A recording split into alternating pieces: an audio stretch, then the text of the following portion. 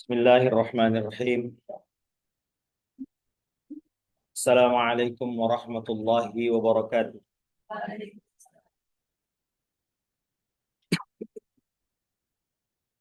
Alhamdulillahi rabbil alamin. Wal aqibatu lil muttaqin. Wala udwana illa 'alal zalimin. Wala haula wala quwwata. Bismillahirrahmanirrahim. Alhamdulillahi rabbil alamin. Wal aqibatu lil muttaqin. Wala udwana illa 'alal zalimin.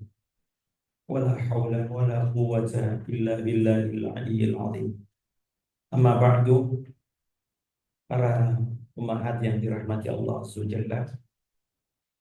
Alhamdulillah pada hari ini hari terbaik, hari Jumat, kita bersama-sama ingin saling mengingatkan dan menasihati dalam perkara agama, dan insya Allah Ta'ala ibu-ibu kita akan mempelajari perkara yang penting dalam agama kita, yaitu perkara akidah. Ya, kitab yang akan kita pelajari adalah kitab yang isinya berkaitan dengan pokok-pokok landasan-landasan dalam agama kita, yaitu tentang masalah akidah. Nah, buku ini ibu-ibu, yaitu judulnya adalah Al-Usul As-Salasah. Ya, Al-Usul As-Salasah. 3 landasan utama dalam agama kita. Dan sebelumnya kami ingin beri sedikit pengantar ibu-ibu tentang apa sebetulnya akidah itu. Ya. Nah, akidah dan tauhid sering bergandengan ibu ya. Ya, tauhid itu berkaitan dengan ilmu tentang Allah Azza wa Jalla. Ya. Jadi kalau tauhid itu khusus berkaitan dengan Allah Azza wa Jalla. Tauhid uluhiyah, rububiyah, asma wa sifat ya. Namun kalau akidah lebih umum, tidak hanya berkaitan dengan hak-hak Allah, tapi juga berkaitan dengan pokok-pokok keimanan yang lain. Seperti misalnya ibu iman kepada malaikat, kitab-kitab rasul, kemudian juga hari akhirat, kemudian tentang takdir, dan juga yang lain Bu, seperti tentang karomah, tentang keadilan sahabat, ya, tentang ketaatan kepada ulil amri. Ini juga masalah akidah, ya Bu ya. Jadi akidah itu secara umum hal-hal yang berkaitan membahas tentang pokok-pokok ya, atau landasan-landasan dalam agama kita. Ya, kalau tauhid, nah itu berkaitan dengan hak Allah, berkaitan dengan Allah Azza wa Jalla, tauhid perbuatannya, mentauhidkan perbuatannya, mentauhidkan nama-nama dan sifatnya, dan juga mentauhidkan perbuatan hamba, yaitu mentauhidkan dan beribadah kepada Allah Azza wa Jalla. Ya. Nah, pertama Ibu, kita pengertian akidah dulu sebelum kita masuk ke bab ini Bu ya. Apa akidah dan ke apa urgensi mempelajari akidah itu.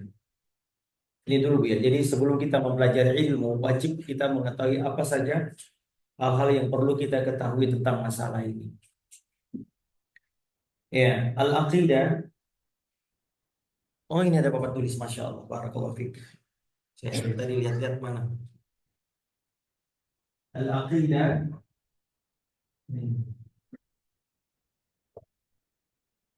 Diambil dari kata akad. Akdun. Ibu-ibu, kalau ijab kabul namanya apa Bu? Suami istri.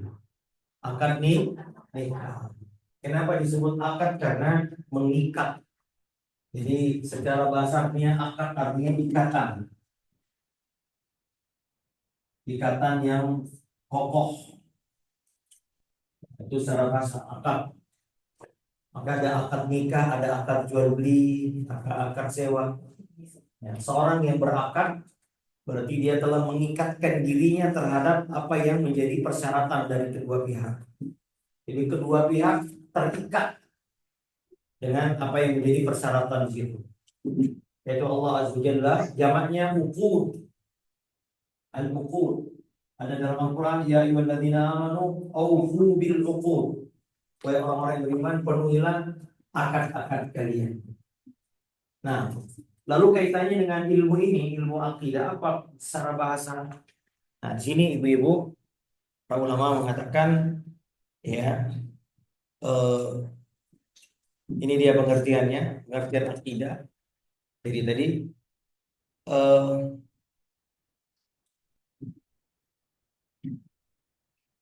al-hukmu alladhi la yaqbalu syakku fihi inda mu'taqidihi. Apa bahasa Indonesia ini? Ya, sesuatu yang diyakini, ya, atau perkara yang diyakini secara kokoh, ya, tidak ragu-ragu. Nah, boleh kita ragu-ragu, akidah itu tidak boleh ada ragu-ragu itu. Ya, tidak menerima keraguan-raguan, la yaqbalu syak. Ya. Yang aqidu 'alaiha qalbul insan, yang manusia, hati manusia terikat dengan itu. Hati manusia terikat dengan itu.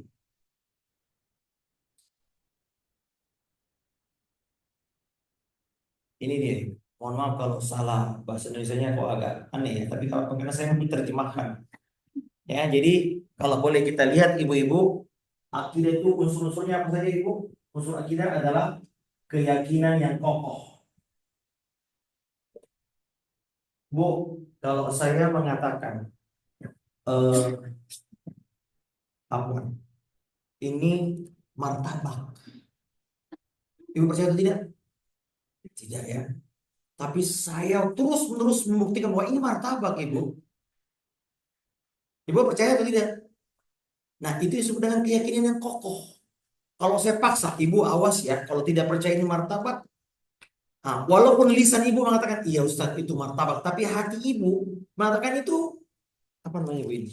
Hati su. Nah, Ibu itu yang namanya keyakinan. Walaupun lisan kita dulu, Ammar bin Yasir, ditahan oleh orang Quraisy, dipaksa, disiksa, ya, akhirnya keluar dari, akhirnya dia mengucapkan kalimat-kalimat kekufuran dan membenci Nabi Muhammad SAW dan memuji-muji Tuhan-Tuhan. Tapi hanya mulutnya. Lalu Allah ceritakan, dah itu hanya wa qulu mutmainnun. Adapun hatinya tenang terhadap keyakinan itu. Itu hanya mulutnya doang. Nah, itu Ibu namanya keyakinan yang kokoh. Saya mengatakan tidak, ini martabak Ibu. Enggak. Tapi karena saya paksa daripada Ustadz ya Ustadz itu martabak. Tapi hati Ibu mengingkari. Ibu ya, itu yang namanya keyakinan yang kokoh. Paham sampai situ ya? Oke Ibu, kayak akidah nggak boleh ragu-ragu. Saya lihat Ammar bin Yasir Ibu. Sampai kemudian Allah turunkan ayat, saya agak lupa ayatnya itu. Ya, bahwasanya tidak mengapa lisan kita menyelisih hati, karena daripada dia dia memilih menyelamatkan apa namanya, dan Allah Taala menguji perbuatan sahabat ini terpaksa. Jangan dia paksa dibunuh, kalau enggak kamu keluar dibunuh. Akhirnya dia mengucapkan kalimat kufur. Setelah dia selamat sampai di Medina, Nabi SAW, Allah Ta'ala menurunkan ayat dengan Ammar ini. Ya. Coba kau bilang celah Tuhan Tuhan, apa pujilah Tuhan kami. Kemudian celah Muhammad. Akhirnya dia mencela, tapi hatinya mutmain, tenang. Ya. Ya, maka ibu kokoh tidak ragu-ragu. Makanya kita belajar tauhid ibu hari ini. Karena sesuatu itu Bu, semakin kita pelajari, semakin kita yakini. Karena ilmu itu ada tingkatannya tuh Bu. Tertinggi namanya yakin. Nah, ilmu itu yang paling tinggi puncak adalah keyakinan yang kokoh di hati. Tak meragu, tak pula ragu-ragu. Kata Allah Subhanahu wa taala, "Innamal mu'minuna alladzina amanu billahi wa rasulihi tsumma lam yartabu." Mereka tidak ragu-ragu. Nah, karena sekarang Ibu kita masih ragu-ragu kadang-kadang Ibu. Ya. Sehingga ibu-ibu kita masih banyak saudara-saudara kita masih ragu dengan agamanya, sehingga menganggap agama lain juga baik, benar. Itu berarti ragu-ragu ibu. Ya, keyakinan yang kokoh, tidak ragu-ragu, mengikat, ya mengikat hati. hati kita terikat dengan keyakinan itu, Ibu. Ya, seperti keyakinan tentang surga dan neraka. Ini yang mempengaruhi hati kita sehingga kita, masya Allah, Ibu, bersemangat melakukan kebaikan. Jadi akidah itu menjadi landasan beragama. Ya. Mengikat hati, kemudian Ibu, ya, landasan menjadi landasan dalam beragama. Ya atau tidak, Ibu? Saudara, kalau nggak percaya surga neraka, nggak percaya Allah Subhanahu, karena itu Nabi SAW sering menggandengkan sesuatu amalan dengan keyakinan ini. Kata Nabi, "Man kana yu'minu billahi wal yawmil akhir falyaqul khairan aw liyasmut." Barang siapa yang beriman kepada Allah dan hari akhirat, hendaklah dia berkata baik dan atau diam. Coba lihat, berkata baik dikaitkan dengan keimanan. Ibu ya, juga begitu wanita yang wanita mukminah dikaitkan dengan keyakinan kita kepada Allah Subhanahu. Coba misalnya dalam surah ini, semua hafizah semua ya Ustazah? Hah? Oh, kan rumah tahfiz berarti insya Allah hafiz semua. Makanya saya lihat gak ada yang bawa Al-Quran, berarti hafizah semua. Al-Quran di luar kepala ya. Nah, alhamdulillah hari ini di ma'had kami ibu-ibu ada 7, ada khatmah, ada haflah khatmil Quran, ada nanti habis Jumat ada 7, santri kami sudah 30 juz. Nah, insya Allah tahun depan di sini juga ibu ya, ada hafizah ya, insya Allah. Ya. Ada surat dalam Quran, wailul lil mutaffifin, celakalah orang yang curang. Curang apa itu? Timbangan dan takaran. Alladzina idza qalu 'alan nasi yastawfun wa idza kaluhum aw wazanuhum yukhsirun. Itu hafal, Bu. Baru ujung-ujungnya doang ya. Ala yadhunnu ulaika, masya Allah, barakallahu fik, liyaumin azim yauma yaqumun nasu lirabbil alamin. Tahu sebenarnya. Mau ujungnya dong. Ibu, di situ Allah katakan celakalah orang yang curang dalam menakar, menimbang. Jujur, Bu. Allah kaitkan dengan apa? Keyakinan kepada hari akhirat. Apa mereka nggak yakin mereka akan berdiri mempertanggungjawabkan kecurangan di hadapan Allah di hari kiamat kelak? Masya Allah, Ibu. Jadi antara perilaku kita di dunia, Ibu, berkaitan dengan akidah. Makanya berlandasan dalam beramal, beragama. Ya, ini yang membuat kita kuat, sholat malam, kuat berpuasa, ya, bisa tunduk kepada suami. Walaupun kita kadang-kadang pengen marah sama suami, tapi ingat, masya Allah, kata Nabi, siapa yang wanita sholat 5 waktu, puasa Ramadan dengan baik, mentaati suaminya, menjaga kehormatannya ketika suaminya nggak ada, dia masuk pintu surga dari mana saja yang dia kehendaki. Masya Allah, ingat itu. Jadi nggak pengen marah sama suami, Bu. Ingat pintu surga nggak jadi. Inspirasi banget tuh, Bu. Iya. Ketika suami ingin poligami ingat surga, wah ya, kalau itu beda ya. Beda kalau. Tunggu dulu Ustaz, itu langkai dulu mayatku. Nah ini maksudnya Ibu ya, makanya ini harus benar Ibu. Kalau ini nggak benar Ibu, maka amalan kita juga ikut nggak benar. Ya makanya Ibu-ibu, 13 tahun ayat turun di Makkah adalah ayat tentang akidah. Jilbab itu belum wajib Ibu waktu di Makkah. Khamar belum dilarang, riba belum dilarang, sholat berjamaah belum ada. Ibadah hanya satu, sholat saja. Itu pun tahun ke-10 setelah Isra Mi'raj. Selebihnya akidah. Menguatkan ini tadi, pondasi beragama. Bu, kita kalau mau bangun rumah kan pondasi dulu, nggak ada. Ustaz, atap aja dulu, kan? Dulu para salafus soleh, kata Jundub, dia mengatakan, waktu kami remaja di zaman Nabi, kami dulu diajarin iman, akidah, baru kemudian diajarin ngaji. Setelah kami mengaji, iman kita bertambah. Coba lihat tuh, metodologi sistem kurikulum belajar agama itu begitu. Kita kalau di Indonesia ibu suruh anak-anak suruh ngaji dulu kan. Iqra, tak apa lagi Bu. Dulu kita masih kecil namanya metode Baghdadiyah. Alif di atas A, dieja kan? A, I, U, A, B, U. Ya kan? Nah, tapi Ibu, kita nggak diisi dada kita dengan akidah. Siapa Rob kita? Apa itu akhirat? Apa itu surga? Apa itu neraka? Sehingga ibu-ibu subhanallah, ya kita hanya bertahan baik soleh ketika sudah SMP. SMA udah mulai agak nakal, Bu. Ya, mahasiswa apalagi, padahal sarjana SAG, MAG, sarjana alam goib, sarjana agama maksudnya gitu. Kenapa ibu kita ini kosong, sholat, puasa sekedar puasa, tapi nggak ada greget, karena nggak ada akidah di atas.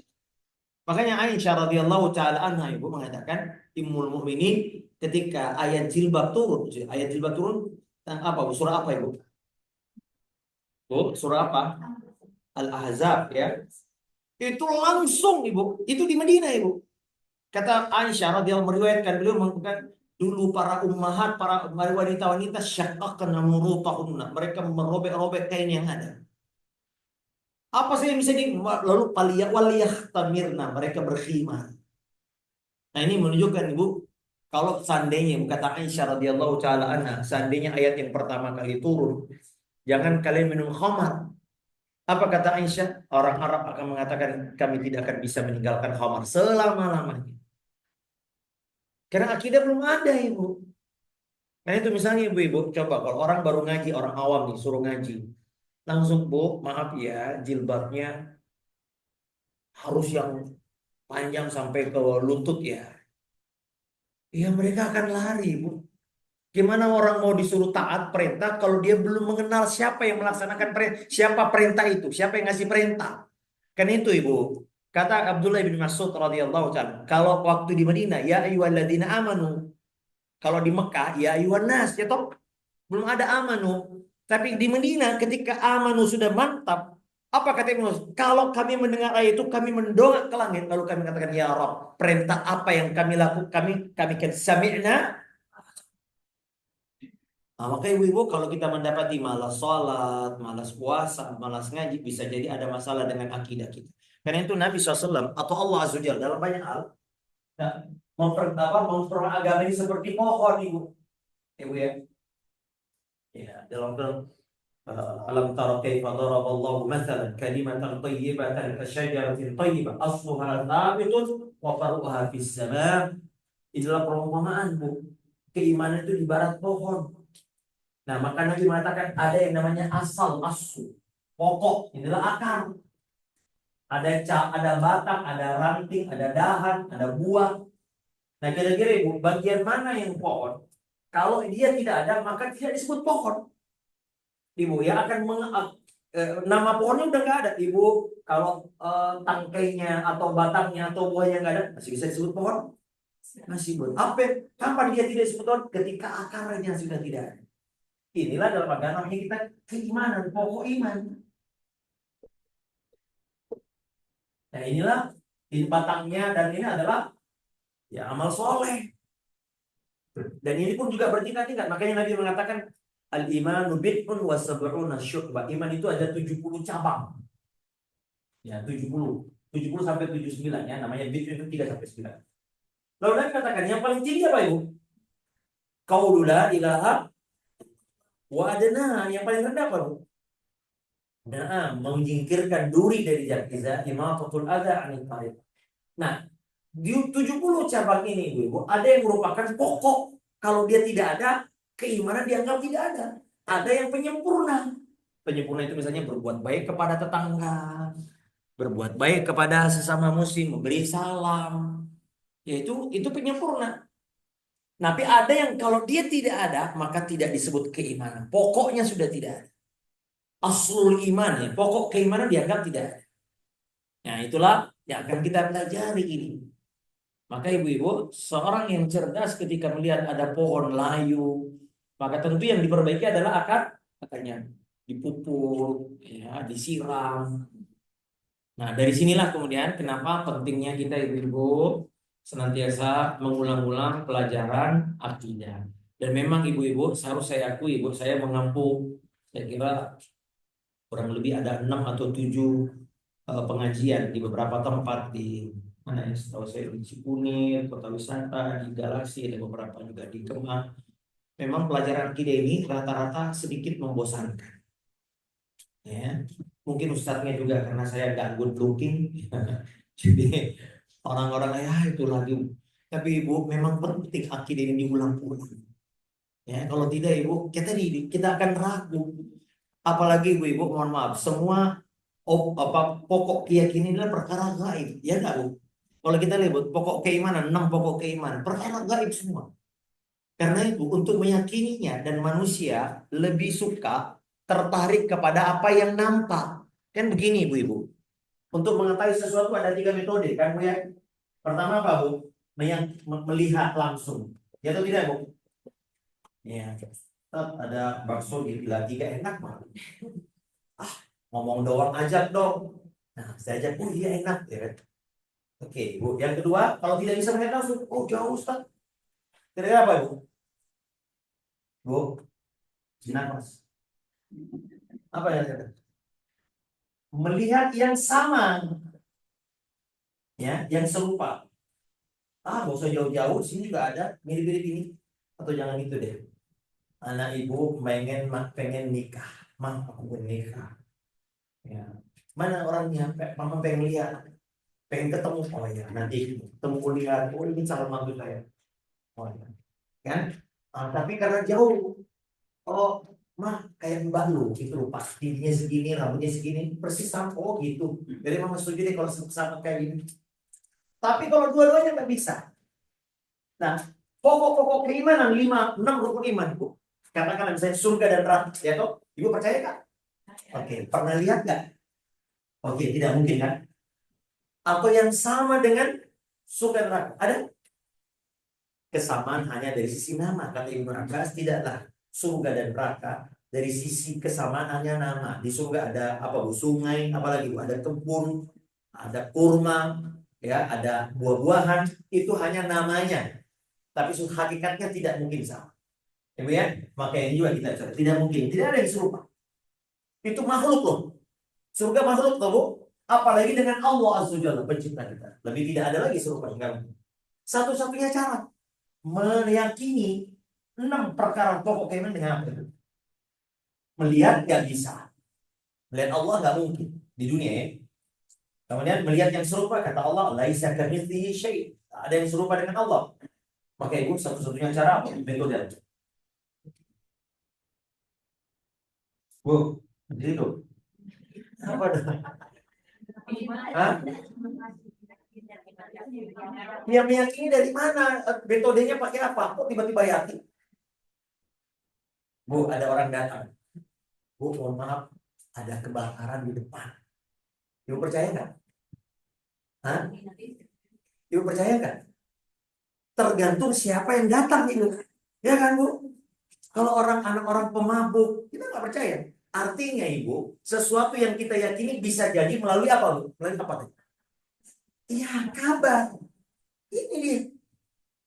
Tapi kabar dari siapa dulu kan? Tidak setiap kabar kita bisa percaya. Kabar dari sumber yang kita percaya. Maka ini beratnya beriman di situ, Bu.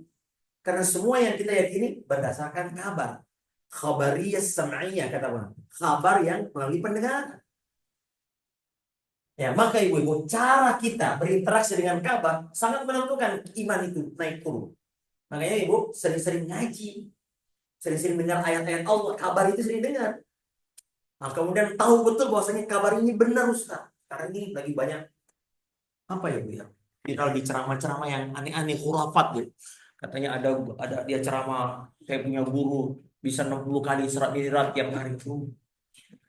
Dan katanya gurunya nanti di hari kiamat bisa memadamkan api neraka. Aduh. Tadi pagi saya lihat ada lagi ngirim saya Ustaz, ada penceramah katanya kalau pakaian jangan dipakai ngelap 40 hari rezekinya tertolak. Misalnya ini Bu, kita kan kacamata Bu ya, dipakai ya mana itu. Itu katanya ada kitabnya. Ya, kitab dari mana? 40 hari sholat rezekinya tertolak. Terus duduk bersandar di pintu gini, 40 hari sholatnya ditolak. Terus apalagi jangan biarin jemuran lebih dari maghrib. Nanti kalau itu dipakai jin. Ya. Terus ini khurafat. Dari mana sumbernya, Ibu? Katanya kalau hari tertentu ruh yang sudah meninggal balik lagi ke rumah hari ke-7, hari ke-100, hari ke-berapa lagi, Bu? Hari ke-40, hari ke-1000. Nah, ini kan kabar. Dari mana kita? Benar nggak? Sahih nggak? Maka kita lihat nanti apa keistimewaan akidah Islam. Nanti kita bahas. Apa keistimewaan akidah Islam ini? Nah, oleh karena ibu-ibu, satu-satunya metode untuk beriman adalah dengan mendengar kabar atau kabar. Makanya Abu Bakar kenapa disebut As-Siddiq? Itu tadi. Ketika Nabi mengatakan saya Isra Mi'raj, orang-orang tertawa, nggak dipercaya. Orang panggil Abu Bakar, kamu kan selalu teman dengan Muhammad. Tuh Muhammad mengklaim pergi ke Baitul Maqdis, Palestina dalam semalam. Kata beliau, apakah dia mengucapkan itu? Kalau gitu saya membenarkan. Lebih jauh dari saya benarkan. Coba lihat. Makanya Abu Bakar itu imannya luar biasa. Kata Nabi mengatakan apa? Para ulama mengatakan kalau ditimbang dengan amalan kita semua penduduk, semua umat Muhammad tidak akan bisa menyamai imannya Abu Bakar Siddiq radhiyallahu anhu. Kabar dari sumber terpercaya. Ya, Bu ya. Nah, maka ibu-ibu, karena ibu keimanan tuh harus sesuai dengan dalil. Ya, misalnya ibu-ibu, saya tanya ibu-ibu, benar gak sih roh kembali lagi ke tayangan? Ada film Mantu Vina di Cirebon. Saya lagi haji dikirim, Ustaz, benar gak sih? Nah, dikirim juga apa itu? Pak Ustaz, sah nggak hajinya bayi 2 bulan? Ada aja di sini lagi. Saya lagi haji kemarin. Nah, ibu-ibu, ibu percaya nggak bahwasanya roh yang orang meninggal bisa balik lagi? Ini perkara gaib, harus ada dalil. Nah, kalau tidak ada dalil namanya khurafat. Namanya khurafat. Itu pentingnya, Bu, membangun akidah dari sumber yang sahih. Ya, dari Al-Quran, dari Sunnah, dari para ijma, para salaful ummah. Nggak boleh kita hanya katanya, terutama ibu-ibu percaya banget yang kayak gini-gini. Ya, makanya Dajjal nanti datang kata Nabi, ibu-ibu yang paling banyak mengikutinya. Pengikut Dajjal terbanyak adalah perempuan. Karena perempuan mudah kasihan, mudah takjub, mudah terpesona dengan penceramah. Wah ini mudah fanatik ya. Nah ini ibu pentingnya akidah kita ini dibangun. Oke ibu ya, itulah akidah ya. Jadi ya keyakinan yang mengikat hati manusia dan dia beragama di atas keyakinan itu, dan keyakinan itu harus ini Bu ya kokoh, menghunjam Bu ya. Makanya akidah itu tidak boleh ragu-ragu Bu, dan tidak boleh lemes, tidak boleh goyang gini seperti misalnya ibu-ibu coba kebablasan toleransi kita ini. Ibu-ibu, mana yang lebih berat dosa ini? Berzina, minum khamar, mencuri, mengatakan Allah punya anak. Ini yang paling top ini. Nah, kepada orang pemimpin yang punya anak itu, lalu kita berkasih sayang sama mereka, gimana coba? Kita setiap hari mengatakan lam yalid wa lam yulad. Qobliya subuh kita kan kuliah dan kulu toh. Di situ ada kalimat lam yalid wa lam yulad. Tapi ketika pemimpinnya mengatakan Allah punya anak, lalu kita datang mencium lalu peluk, nah gimana coba? Ibu kalau ada pencuri ditangkap lalu ibu, "Weh, selamat ya. Anda telah mencuri." Mana tuh kamu sudah? Nah, akhirnya ini harus mantap gini, Bu. Kita harus meyakini bahwasanya hanya Allah Azza wa Jalla yang berhak diibadahi. Dan semua yang bertentangan dengan itu harus kita benci. Berlepas diri. Tidak boleh kita berkasih sayang kepada orang yang mengatakan Allah punya anak. Tuhan itu banyak, gimana coba? Kita mengatakan Allahu Ahad, dia mengatakan Tuhan ada dua, ada dewa ini, ada dewa itu. Nah, ini akidah ini. Ya kan? Bahaya kalau kita tidak kokoh akidah kita. Mudah. Coba lihat Bu. Saya kira 5-7 tahun yang lalu di kota wisata saya ada libur-libur apa itu Gongsi Pacai ya. Itu masih ada kota Cina dulu apa? Kampung Cina ya. Itu saya lihat ibu banyak banget ibu-ibu pakai jilbab datang ke situ merayakan coba. Pakai jilbab saya lihat, waduh, ini gimana coba? Ini karena nggak ada akidah yang kokoh itu. Ibu misalnya ibu kita mudah stres ketika ada masalah. Bisa jadi karena kita tidak yakin bahwasanya segala sesuatu telah Allah takdirkan, ya atau tidak?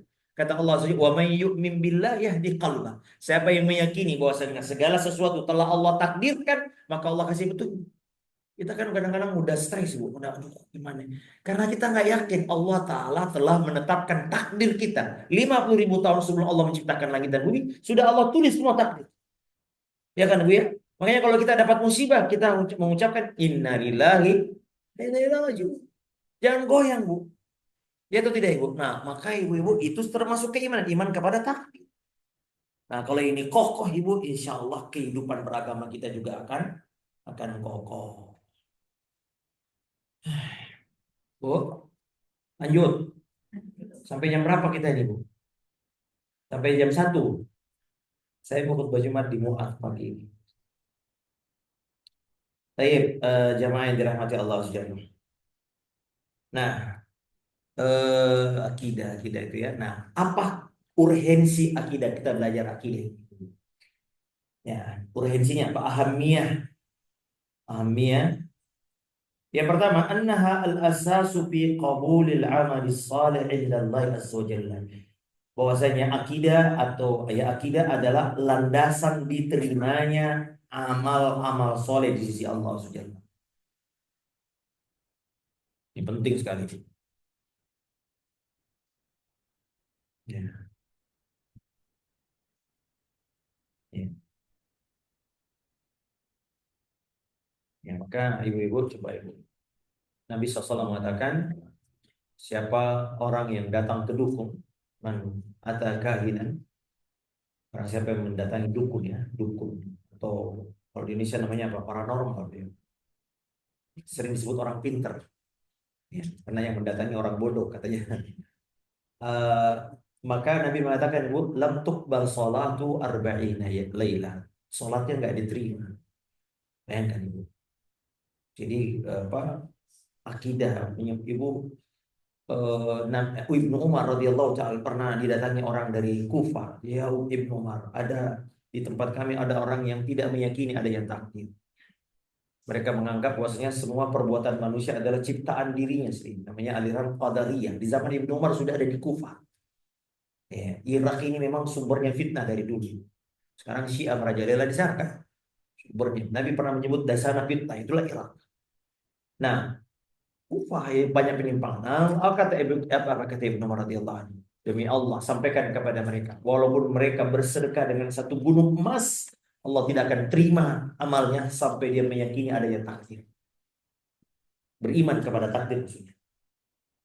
Nah, maka ibu-ibu ini, jadi akidah yang benar adalah landasan fondasi amal kita. Ya, maka ibu perbaiki amal soleh kita. Bagaimana kita mau diterima amal soleh kita bersedekah kalau akidah kita menyimpang? Bu, Pak, di antara nggak ada apa ya, Bu saja ya. Di antara eh, orang-orang kafir, Bu, ada yang baik gak, Bu? Tapi Allah nggak terima karena akidahnya menyimpang. Nah, maka ibu, syirik itu yang membuat kata Allah Azza wa Jalla, la in asyrakta la yahbatanna amaluk. Kalau kau syirik, Allah hapuskan semua amal. Itu ayat ini kepada Nabi Muhammad SAW. Apalagi kita yang bukan Nabi. Allah tegaskan, hei Muhammad, kalau kau syirik, aku akan hapuskan semua amal-amal soleh. Nah ini perkara berat, ibu, perkara besar dalam agama kita masalah ini. Maka ibu-ibu, syarat diterimanya amal adalah karena itu ibu, kita kalau menyembelih harus berarti karena Allah. Ya, segala sesuatu di amal soleh, makanya apa yang paling bisa membuat amalan ditolak adalah riya. Riya itu dari mana? Ketika kita menunjukkan amal kepada selain Allah, itu Allah tidak terima. Ya, faman kana yarju liqa'a rabbih falyamal 'amalan shalihan wala yusyrik bi'ibadati rabbih ahada. Dia tidak menyekutukan Allah dalam niatnya ketika beribadah. Itulah riya, Bu. Riya itu menghapus amal soleh. Dan sekarang mudah sekali orang ria, Ibu ya, karena ada banyak sarana. Saya sering lihat kalau orang umroh. Dan saya alhamdulillah Ibu 23 tahun jadi pembimbing haji, pembimbing umroh. Kalau lagi kadang-kadang kita lagi ngaji di masjid ada aja, oh, Indonesia ya Pak ya. Tak tolong dipoto Pak. Ya, oke dipoto. Iya gitu, berdoa.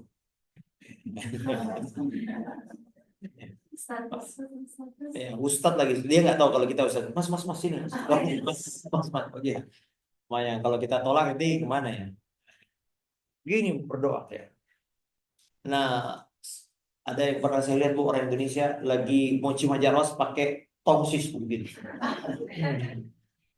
Aduh ya, ini dan kenapa disebut menghapus amal? Karena dia menunjukkan amalnya mencari balasan dan pujian dan saksi selain Allah. Itu ria. Nah, maka ibu-ibu harus benar nih.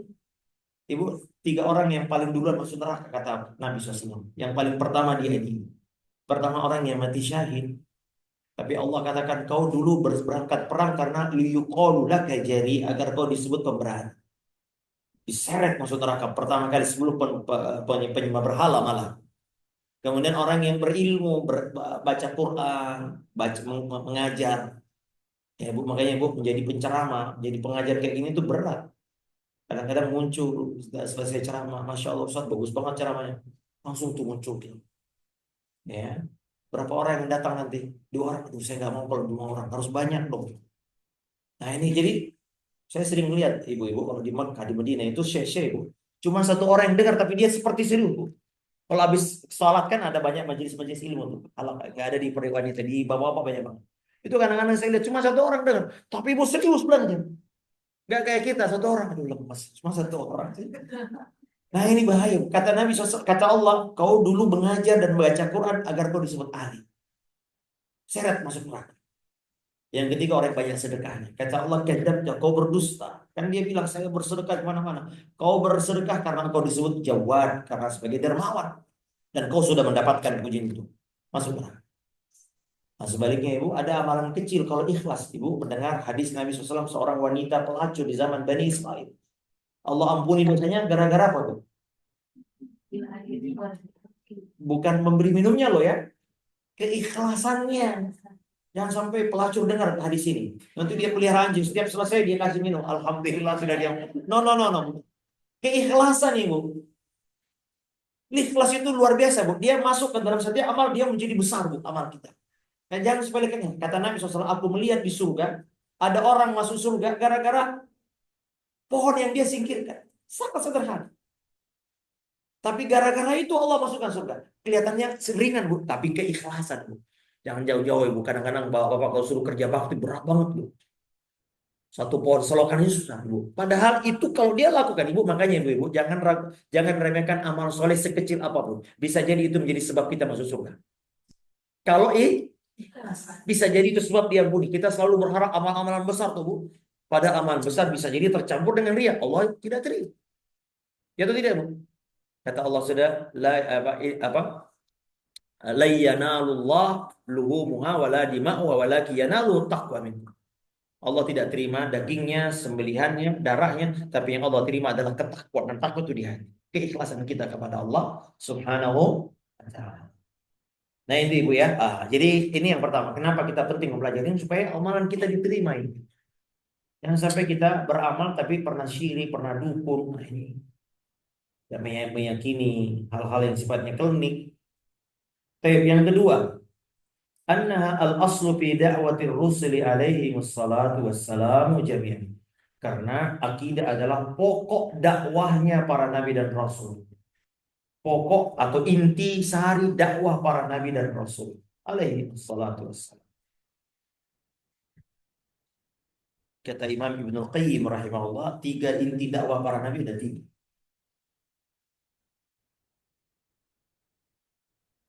Semua nabi dan rasul. Makanya kemarin ada viral, ada seorang ustaz membandingkan Injil yang sudah berubah-ubah itu dengan Al-Quran. Ya, ada ibu-ibu membacakan Injil depan ustaz itu. Nah, di situ Injil mengatakan apa itu? Tuhan mengaruniakan anak Tuhan. Lalu dibacakanlah surat Maryam. Qala inni abdullahi, yang populer sekarang ini ya. Qala inni abdullahi atani alkitab.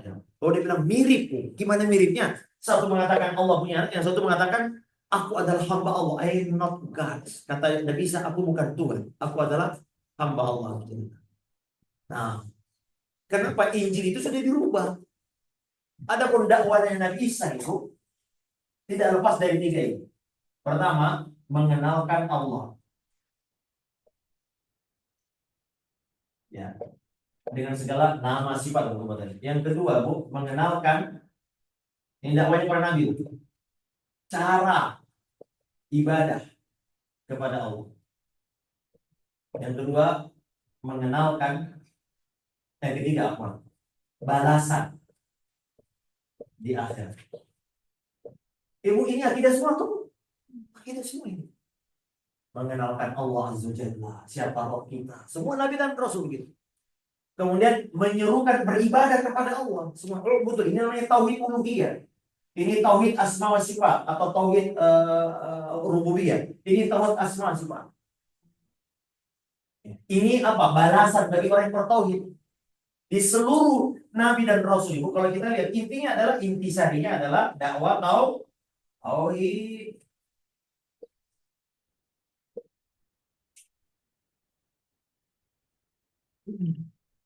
Mohon maaf Ibu, tulisannya saya dulu pengen jadi dokter jadi. Kata Allah Subhanahu wa laqad ba'atsna fi kulli ummatin rasula an i'budullaha wajtanibu at-taghut. Semua nabi dan rasul memiliki intisari dakwah. Dakwah tauhid. Nah, namun ibu-ibu seringkali hadis ayat-ayat yang berkaitan ini disalahgunakan oleh orang liberal mengatakan semua agama sama. Tuh kan, semua agama sama, nabi dan rasul sama aja.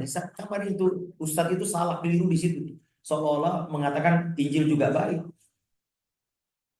Ya, bagaimana mau dikatakan baik? Dia menyebutkan anak Isa adalah anak Allah. Ya, ada hadis Nabi mengatakan al-anbiya'u ikhwatun li'allat. Kata Nabi semua nabi itu bersaudara. Satu bapak beda ibu. Wa ummahatu syatta. Dinuhum wahid. Agama mereka satu. Nah, ini yang orang-orang liberal demen banget pakai hadis ini. Tuh sama semua agama Pak. Jangan merasa mengklaim masuk surga sendiri. Semua juga orang bisa masuk surga. Tuh, Nabi mengatakan agamanya sama, satu. Yaitu agama tauhid. Agama yang mengajak kepada penyembahan hanya kepada Allah Subhanahu. Itu. Ya Bu ya. Sekarang ini waduh Bu. Alhamdulillah fatwa MUI sudah keluar kan. Dilarang salam campur baur. Assalamualaikum warahmatullahi wabarakatuh. Salam sejahtera. Terus apa lagi tuh Bu? Macam-macam. Dulu perasaan saya pada zaman Pak Harto nggak ada tuh yang begitu-begitu pejabat ya. Sekarang aja ya. Ini bahaya Bu mencampur adukan akidah. Di dalam ucapan itu bisa jadi ada akidah mereka. Ya kita assalamualaikum aja. Udah. Tidak usah kita sebutkan dalam rangka toleransi, sebut semua. Karena bisa jadi di dalam ucapan itu ada bermakna kesyirikan. Ya, atau akidah mereka. Ini tidak boleh kita campur baur. Baik Ibu ya. Baik, kemudian eh, apa lagi ya? Pentingnya belajar akidah.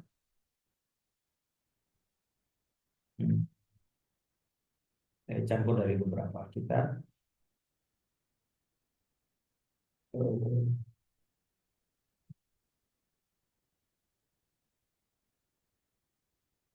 Jadi akidah ilmu yang paling mulia. Ilmu akidah. Akidah adalah ilmu yang paling mulia di antara ilmu-ilmu yang lain. Ya. Karena kemuliaan suatu ilmu dilihat dari apa yang dipelajari dalam ilmu itu. Ya. Ini yang paling top Ibu. Jadi Ibu, ini ilmu yang paling mulia di semua antara ilmu adalah ilmu mempelajari ini. Bagaimana tidak? Yang dia pelajari adalah tentang nama-nama, sifat Allah, tentang pokok-pokok agama, tentang akhirat, tentang surga, tentang neraka. Ya, maka tentu ini karena itu ibu-ibu coba lihat di dalam Al-Quran ada ayat-ayat yang Nabi katakan ayat yang paling agung. Apa ayat yang paling agung, Bu? Bu, ada 6.000 sekian ayat dalam Quran. Kata Nabi ada satu ayat yang merupakan ayat yang a'zamu ayatin fi kitabillah. Itu surah.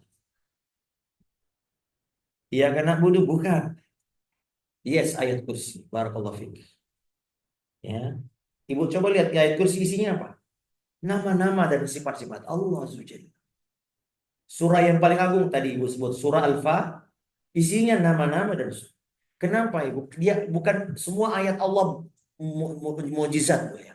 Tidak boleh kita. Tapi Ibu, kenapa disebut Nabi SAW ayat atau surah yang paling agung? Karena ayat itu memiliki makna dan kandungan kebesaran dan keagungan Allah Azza wa Jalla. Dan itu akan kuat mempengaruhi hati. Ibu maaf, kalau ibu baca ayat yang berkaitan dengan keagungan dan kebesaran Allah Azza wa Jalla, dengan baca ayat yang berkaitan misalnya tentang waris, ya, atau tentang mahram, tentu beda pengaruhnya ke hati. Ayat-ayat yang berkaitan dengan keagungannya, kebesarannya lebih kuat mempengaruhi hati pembacanya dibanding ayat-ayat lain.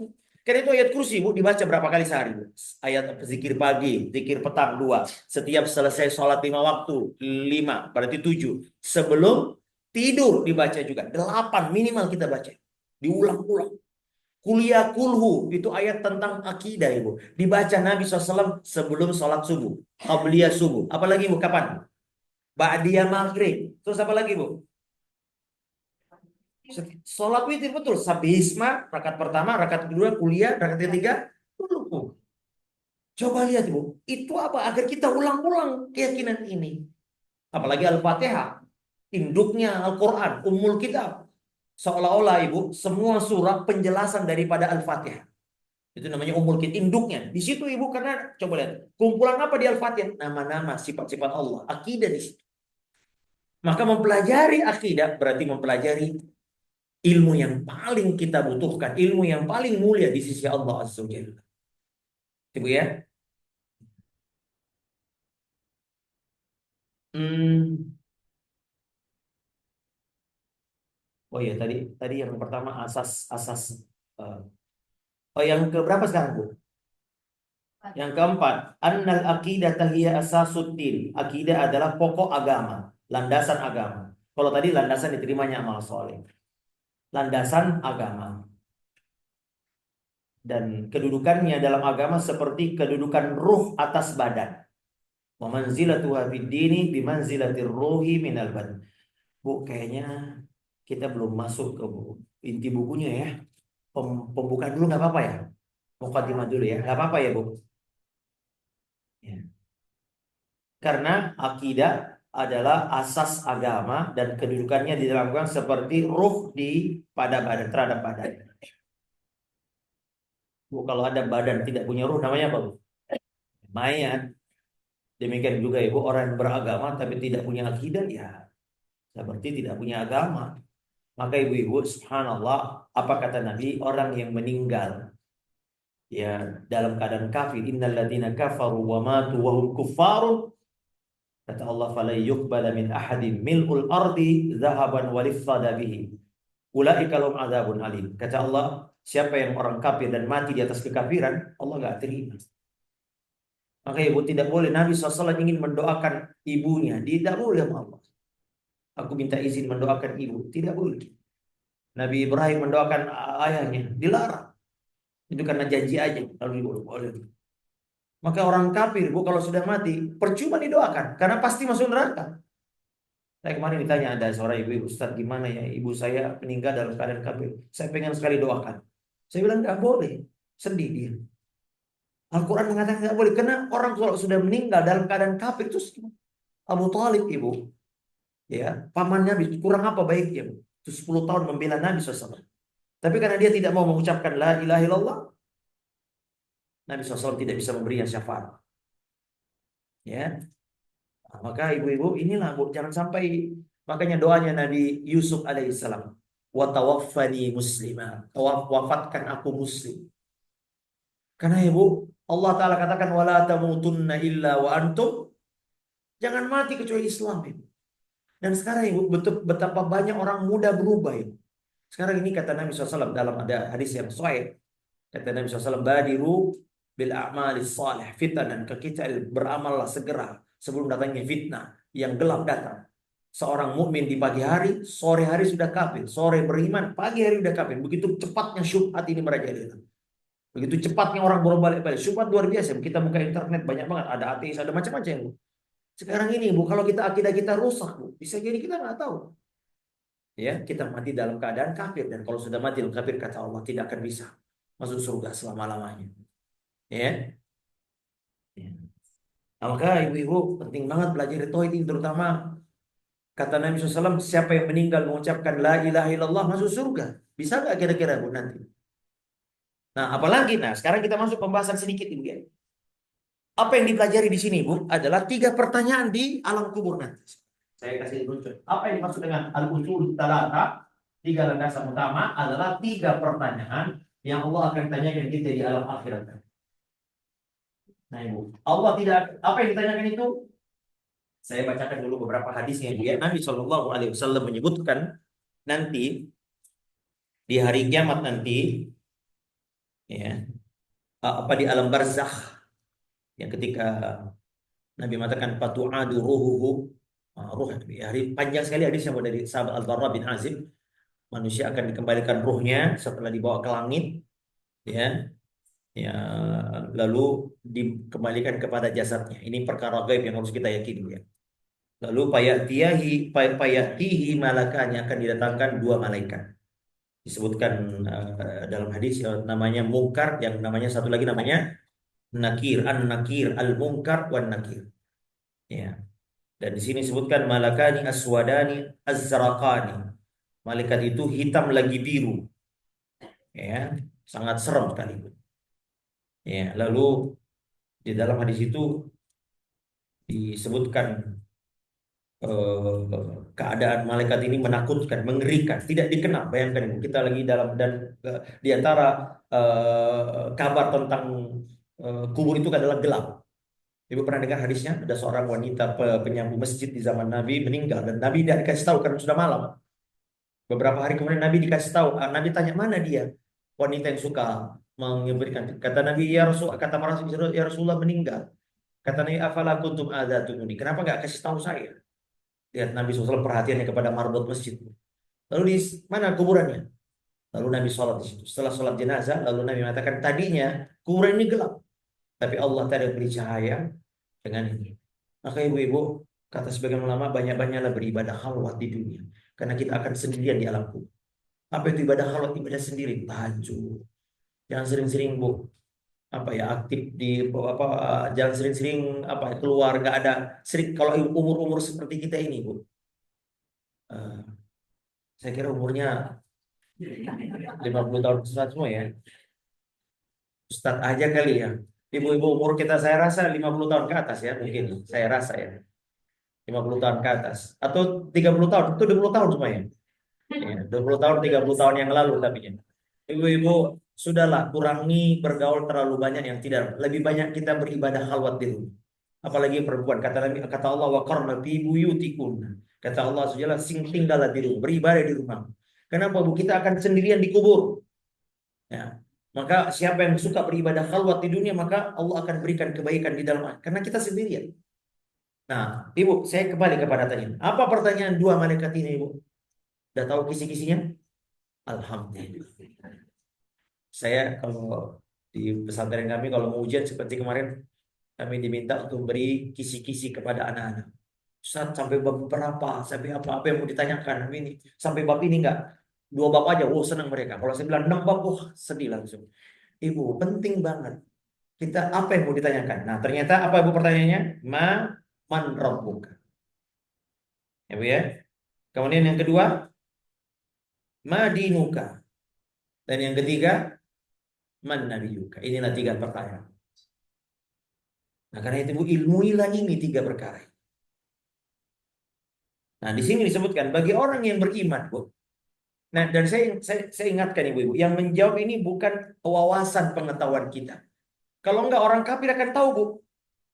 Nah, ternyata di dalam hadis itu orang kafir dan munafik gak bisa menjawab. Padahal ibu, saya yakin kalau sekarang Anda tanya orang kafir, siapa Tuhannya orang Islam? Allah. Siapa nabinya? Muhammad. Siapa, apa agamanya? Islam. Bahkan di antara mereka ada yang baca Al-Fatihah. Karena mungkin sekolah di SD negeri kan, mungkin belajar Al-Fatihah. Baca bisa salah, banyak orang-orang kafir mungkin bisa. Ya, orang munafik apalagi, Bu, di zaman Nabi banyak yang sholat berjamaah bersama Nabi, mengucapkan syahadat, bahkan ikut perang. Dalam perang Tabuk ada orang munafik ikut perang, bayangkan. Kurang apa coba? Cuman mereka mengingkari. Munafik itu, Bu, kafir aslinya, cuman dia pura-pura masih Islam. Itu namanya munafik. Lebih berbahaya daripada orang kafir asli. Ibu, kalau ada 2, satu disebutkan ini racun, yang satu ini madu. Madu beneran, ya, bukan madu yang, ya. Mana yang ibu takuti? Satu lagi di sini bercampur madu dan racun. Lebih kita takut kepada madu dan racun ini. Kalau ini ketahuan orang kafirnya, kalau ini orang munafik. Makanya ada satu khusus namanya surah Al-Munafiqun. Masya Allah ini. Nah, dia nggak bisa jawab, Bu. Padahal Ibu secara wawasan pengetahuan dia tahu betul. Ternyata yang menjawab apa, Bu? Iman dan konsekuensi dari iman itu adalah diamalkan. Mengimaninya dan mengamalkan konsekuensi keimanan itu. Ya kita-kita ini yang bisa menjawab. Namun tentu jawaban keimanan kan bertingkat-tingkat. Ya tidak, ini akidah Ahlussunnah wal Jamaah. Akidah itu iman itu ada yang kualitas iman kita itu ya turun naik ya. Nah, maka ibu-ibu yang dirahmati tugas kita adalah menguatkan. Makanya Allah Taala katakan yusabbitullahu alladzina amanu bil qauli tsabiti fil hayatid dunya wa fil akhirah. Allah katakan Allah akan meneguhkan orang-orang yang beriman di dunia dan di akhirat. Karena itu di dalam hadis disebutkan kalau kata Nabi kalau kalian menguburkan jenazah sebelum kau tinggalkan jenazah doakan salu li akhikum at-tatsbit. Mintakan kepada Allah saudaramu ini at-tatsbit, keteguhan. Li'annahu al-ana yus'al karena sekarang akan mau ditanya. Maka itu adabnya ibu-ibu. Kalau ibu-ibu kan jarang ke kuburan ya. Kita laki-laki, maka saya selalu sampaikan kepada ikhwan kita, saya sering diminta untuk memberi tausiah di kuburan. Jangan tinggalkan, tapi kita berdoa kepada Allah Subhanahu minta karena dia akan ditanya. Maka ini Allah katakan yutsabbitullahu alladziina, Allah akan kokohkan orang beriman. Di dunia dia, ya, sebagian ulama katakan di dunia itu di mana? Pada saat sakratul maut. Allah mudahkan dia mengucapkan la ilaha illallah. Ibu, kalau cuma sekedar mengucapkan burung beo aja bisa itu. Katanya ada cerita, Allah alam saya nggak tahu benar kayak kisahnya. Ada orang yang punya burung beo bisa la ilaha illallah, ilaha illallah. Tapi ketika suatu ketika entah kenapa diterkam sama kucing atau apa. Nah, kata yang punya ketika diterkam dia tidak sempat mengucapkan la ilaha illallah. Kenapa? Hanya di mulut saja. Ibu, apa yang kita yakini biasanya bawah sadar langsung muncul. Coba orang yang latah. Kalau kaget apa yang diucapkan? Bawah sadarnya muncul. Maka ibu sering duduk di majelis ilmu tentang tauhid itu akan menguatkan kesadaran kita tentang itu. Maka ketika kita, apalagi jangankan malaikat maut datang, Bu. Kita kadang-kadang takut muncul la ilaha illallah. Ya, bismillah, astagfirullahaladzim. Itu kan, itu bawah sadar itu. Ya atau tidak? Nah, gunanya diulang-ulang pelajaran akidah, Bu, ketika di saat kita nanti sendirian, ketika sakaratul maut dan ketika alam barzah, itu akan menjadi muncul dengan sendirinya. Karena kita iman. Ibu ya. Nah, oleh karenanya dan juga di alam barzah katanya malaikat akan meneguhkan, Allah akan meneguhkan, kita bisa menjawab. Allah akan meneguhkan dengan kalimat yang kokoh bil qaulis tsabit. Qaulus tsabit itu apa? Perkataan la ilaha illallah. Nah, maka ibu-ibu orang kafir, orang munafik terutama dibuat lupa. Padahal itu apa nggak menyakitkan itu? Pernah nggak, Bu? Kita karena pernah ingat nggak, Bu? Pernah nih. Kita ingat tapi lupa mengucapkan. Lupa. Padahal kita pernah tahu itu lebih menyakitkan. Dan Allah menjadikan orang kafir dan orang munafik di alam barzah dia tidak tahu apa. Padahal dia pernah tahu. Nah, makanya apa kata mereka? Ha ha la adri. Aku tidak tahu. Yaquluna, orang-orang mengatakan ini lalu aku mengucapkannya. Artinya dia tidak mempelajarinya dengan baik dan benar. Nah, adapun orang beriman Ibu dikatakan kepadanya man rabbuka fayaqulu rabbi Allah. Ma dinuka fayaqulu diniyal Islam. Lalu dikatakan man nabiyuka atau disebutkan ma hadzal rajulul ladzi bu'itsa bikum ditampilkan sosok Nabi SAW. Siapakah laki-laki yang telah diutus ini kepadamu? Dia mengatakan huwa Rasulullah sallallahu alaihi wasallam. Adapun orang kafir dan munafik Bu didudukkan lalu ditanyakan man rabbuka ha ha la adri.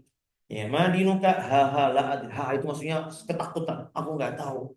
Ya. Dan ini menunjukkan bahwasanya pertanyaan ini sangat penting untuk kita kenali dan kita pelajari dengan baik Ibu agar nanti di alam barzah kita akan dapatkan kebaikan. Kenapa penting Ibu? Karena kata Nabi alam kubur itu adalah tahapan pertama alam akhirat. Kalau dia berhasil di sini, maka perjalanan berikutnya akan berhasil. Kalau dia gagal di sini, maka perjalanan berikutnya akan gagal. Yaitu Utsman bin Affan ketika menceritakan di sini, beliau menangis ketika setiap menguburkan jenazah. Dikatakan kepada Utsman, kalau diingatkan surga kau tidak menangis, diingatkan neraka kau nggak pernah menangis. Kenapa setiap melihat kuburan kau menangis? Kata beliau, kenapa aku tidak menangis? Karena aku pernah mendengar Nabi SAW bersabda, kuburan adalah terminal pertama pemberangkatan kita. Kalau di sini berhasil selamat, maka kita akan selamat dalam perjalanan menuju surga Allah Subhanahu. Kalau di sini tidak selamat, menjawab 3 pertanyaan ini. Makanya Ibu, ada yang disebut fitnah kubur, ada yang disebut dengan azab kubur. Ya, pernah dengar fitnah kubur? Kita selalu minta tolong toh. Allahumma inni a'udzubika min adzabi jahannam wa min fitnatil.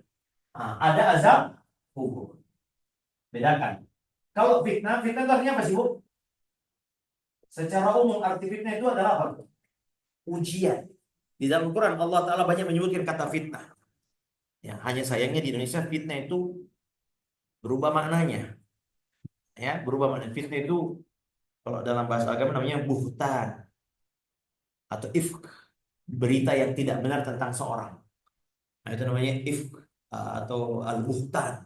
Ketika Ummul Mukminin diberitakan seperti ini, Allah Ta'ala mengatakan itu buhtan. Tapi dalam bahasa kita fitnah itu adalah ujian. Ya, ujian. Ujian kuburan, yaitu 3 pertanyaan itu, Ibu. 3 pertanyaan. 3 pertanyaan ini, Ibu, kalau tidak bisa dijawab, kita akan dapat azab kubur. Kalau bisa dijawab, maka nikmat kubur. Maka sebagaimana ada azab kubur, maka juga ada nikmat. Jadi itu, Bu, yang kita mau pelajari adalah 3 pertanyaan dasar yang akan kita ditanyakan di alam akhirat, alam barzah nanti. Man rabbuka, ma dinuka, dan man nabiyuka. Sekarang sih bisa jawab ya, Bu. Sekarang saya tanya ibu-ibu, man rabbuka? Rabbi Allah. Ma dinuka? Diniyal Islam. Man nabiyuka? Nabi Rasulullah sallallahu alaihi wasallam. Masih lancar sekarang dia di alam barzah belum. Ya, karena ada syarat-syaratnya, yaitu keimanan, keyakinan yang kokoh akan kalimat ini. Baik, ibu-ibu yang dirahmati Allah Azza wa Jalla, akidah tadi sudah kita jelaskan. Makna akidah sudah. Sekarang ibu-ibu, keistimewaan akidah Islam. Keistimewaan akidah Islam. Khasasiyah. Apa keistimewaan akidah Islam? Yang pertama, ibu, annaha aqidatun rabbaniyatul masdar. Bahwasanya akidah Islam dibangun di atas sumber Rabbani, dibangun di atas sumber Rabbani, maksudnya dari Allah SWT.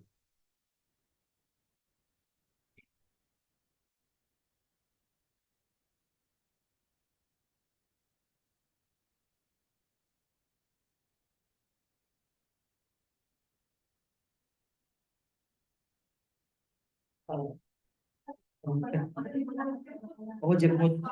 Oh, berarti memang sudah selesai ya? Hah? Jam 10 ya? Oh, Masya Allah, barakallah fiik. Wa iyyak wa iyyak. Waalaikumsalam warahmatullahi wabarakatuh. Di GNR ya? Wah, Wildan.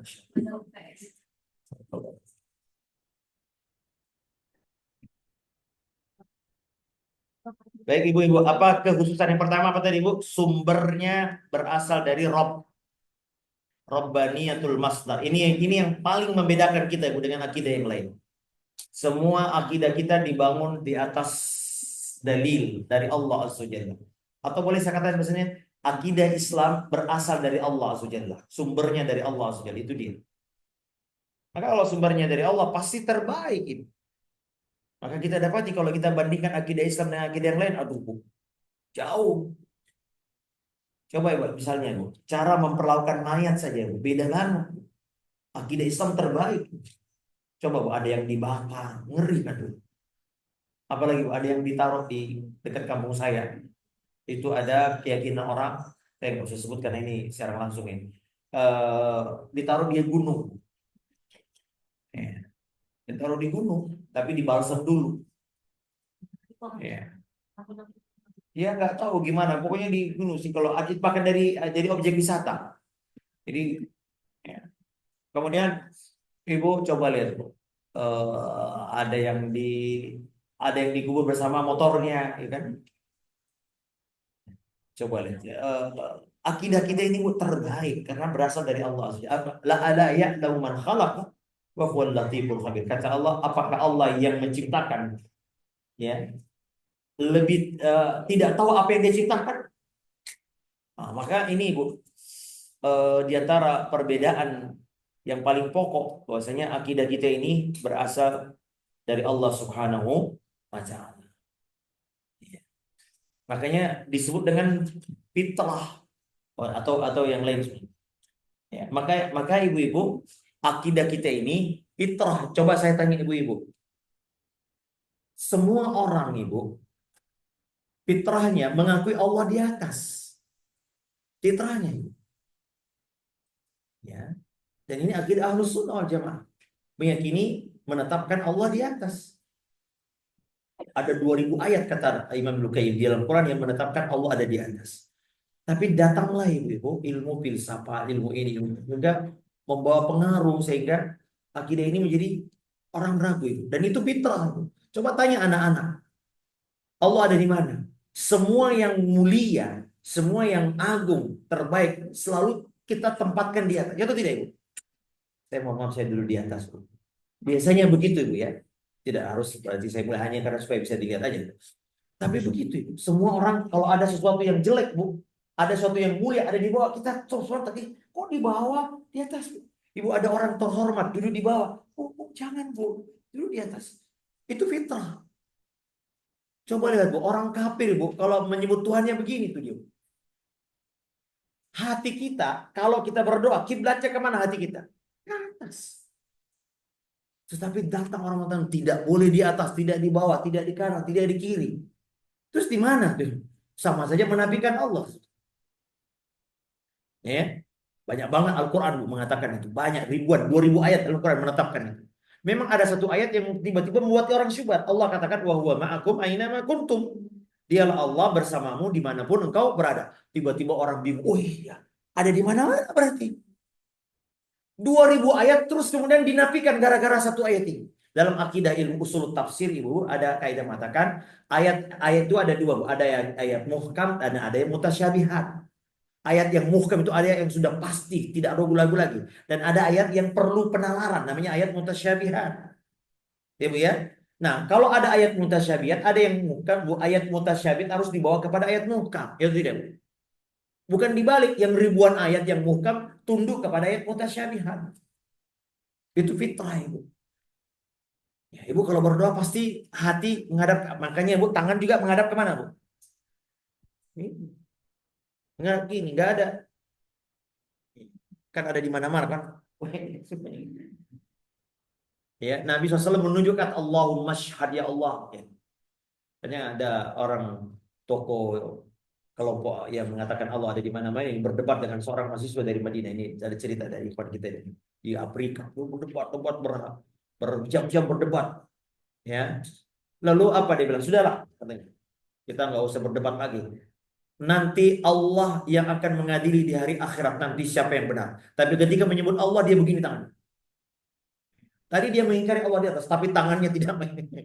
Kata yang mahasiswa Madinah ini, antum mulutmu mengingkari Allah di atas, tapi tanganmu tidak bisa mengingkari. Langsung dia turunkan lagi begini. Nah ini ibu-ibu yang dirahmati Allah. Ini fitrah. Makanya ibu-ibu Allah mudah memahami akidah Islam karena sesuai dengan fitrah. Ya. Maka ibu-ibu saya sering ditanya, Ustaz, gimana cara ngajarin anak-anak akidah ya? Allah itu begini. Gak usah diajarin ribet-ribet karena dia sudah ada fitrahnya. Belajar syirik justru berat. Tuhan ada 3. Tuhan ada dewa ini, ada dewa penyelamat, ada dewa ini. Bikin ribet itu. Makanya Nabi Yusuf mengatakan, A'arbabu mutafarriquna khairun amillahul wahidul qahhar. Apakah Tuhan yang banyak lebih baik daripada Tuhan yang esa? Maka ibu ngajarin anak tauhid gampang banget Bu, karena dia sudah ada fitrahnya. Kullu mauludin yuladu alal fitrah. Kata dia, semua anak lahir fitrah apa? Fitrah bertauhid. Nabi SAW juga diskusi, Allah katakan dalam diskusi ya, Inni khalaqtu ibadi hunafa. Aku ciptakan hambaku tuh hanif. Apa artinya hanif? Condong kepada tauhid. Fajtalahut syaitan. Tapi setan yang menyelewengkan. Maka ibu ngajarin anak tauhid gampang banget Bu. Fitrah sudah ada. Ya, ya. Terus gimana cara Ustaz meyakinkan bahwasanya Allah itu ada? Nggak usah, uh, fitrahnya udah ada. Nggak ada orang diciptakan ateis, Bu. Makanya, Bu, kata para ulama, di semua pelosok dunia ini bisa jadi tidak ada pasar di situ, bisa jadi tidak ada sekolah, tapi pasti ada tempat penyembahan. Itu tidak, Bu? Di hutan belantara untuk ada suku ini. Mungkin nggak ada, tapi kalau penyembahan pasti ada. Ritual penyembahan pasti ada. Kan itu fitrah yang sudah ada. Nah, maka mengenalkan tauhid gampang banget karena sudah menjadi fitrah. Dan itulah kelebihan istimewanya akidah Islam. Makanya bu orang-orang non-muslim ketika belajar akidah dia akan kembali kepada Islam. Karena sesuai dengan fitrah, akal. Ya bu ya. Nah, kemudian yang kedua, eh, yang keistimewaan kedua, annaha aqidatun asluha tsabit. Akidah Islam tidak berubah. Apa bahasa Indonesianya tidak berubah ya? Ya, afwan. Tetap dan tidak berubah. Dari dulu Ibu, akidah kita ya dari dulu ya tidak ada perubahan. Kalau perundang-undang dasar ya berubah udah berapa kali amandemen. Adapun akidah Islam jadi akidahnya kokoh, tidak berubah. Fa'akim wajhaka lid-dini hanifa fitratallahi allati fatara an-nas 'alaiha la tabdila li khalqillah. Dzalika ad-dinul qayyim.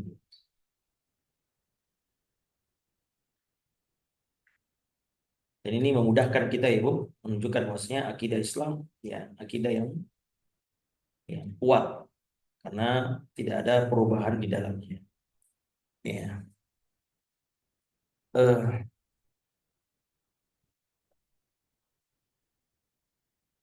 Kemudian Ibu apalagi akidah Islam yang ketiga adalah mudah dipahami. Usuluha mubayyana bayanan. Ya, maksudnya mudah dipahami. Makanya Ibnu Taimiyah mengatakan Ibu, kalau ada orang Nasrani Anda tanya tentang Trinitas, 11 jawaban berbeda. Karena susah banget Ibu memahami Trinitas itu. Akal kita mudah. Akal kita susah memahami tiga, tiga satu satu tiga. Itu tidak Ibu. Ada akidah Islam Bu, Masya Allah Ibu. Ya, mudah dipahami sesuai dengan akal yang sehat dan murni gitu. Ya.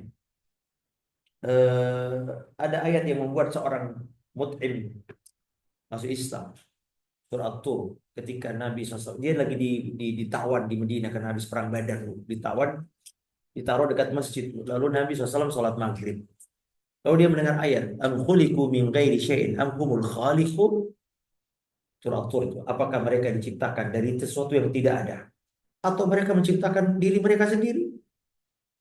Coba ini ayat ini sangat bu, sesuatu itu ada tiga kemungkinan.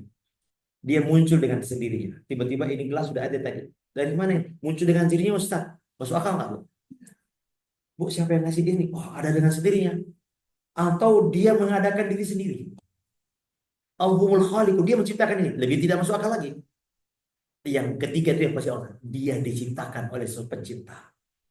Maka mut'in langsung masuk Islam setelah itu. Itulah pertama kali dada saya. Coba ayat menggugah. Coba penyembah-penyembah berhala yang mengatakan dari mana coba? Apakah dia menciptakan sendiri atau dia apa dari sesuatu tidak ada? Sesuatu tidak mungkin semua. Ya Bu ya. Misalnya membuktikan adanya hari akhirat. Allah Ta'ala menggunakan akal Bu. Apa maksudnya? Mengasah akal manusia. Kata Allah, lihatlah hujan. Ya. Kau lihat bumi itu khasyiatan, kering kerontang. Faida anzalnal ma'a minas sama. Ketika kami turunkan hujan dari ihtazzat warabat. Dia berubah menjadi subur dan tumbuh. Demikianlah Allah kami akan ciptakan kalian dan hidupkan kalian di hari kiamat nanti. Oh iya. Ya, kemudian juga metode penciptaan awal. Kul yuhyihalladzi ansha'aha awwala marrah. Kamu katakan siapa yang menciptakan tulang belulang yang sudah rapuh? Katakan yang menciptakan yang dulu yang mengadakan pertama kali. Masuk akal atau Bu? Bu, kalau Ibu punya alat elektronik rusak, bawa kemana Bu? Ke tempat kantornya, apa pabriknya? Ya, Bu, ya. Bukan ke tukang capek. Karena dulu dia mampu, dia mulai mampu menghidupkan kembali. Ya atau tidak? Dan lebih mudah memudahkan kembali daripada menciptakan dari tidak ada. Ini maksud saya mutada akal. Nah, kemudian juga penciptaan yang besar. Kata Allah SWT, "Aantum asyaddu khalqan amis sama banana." Kalian mengingkari penciptaan kembali toh? Kata Allah. Lihat langit dan bumi. Penciptaan langit dan bumi apakah lebih lebih berat daripada kamu kecil? Langit dan bumi Allah bisa ciptakan, apalagi kamu. Nah, ini metode, maksudnya metode akal, merangsang akal kita sehingga mudah memahami akidah Islami, ya, dan lain-lain sebagainya. Ini menunjukkan bahwasanya keistimewaan akidah ini adalah mudah dipahami. Kemudian diantaranya juga ibu-ibu, ya, di antara eh, khususan akidah Islam, ya tadi ini, annaha muwafaqatun lil aqli wal ilmi sahih, sesuai dengan akal dan ilmu yang sehat, akal sehat dan ilmu yang benar. Artinya tidak bertentangan, ibu ya.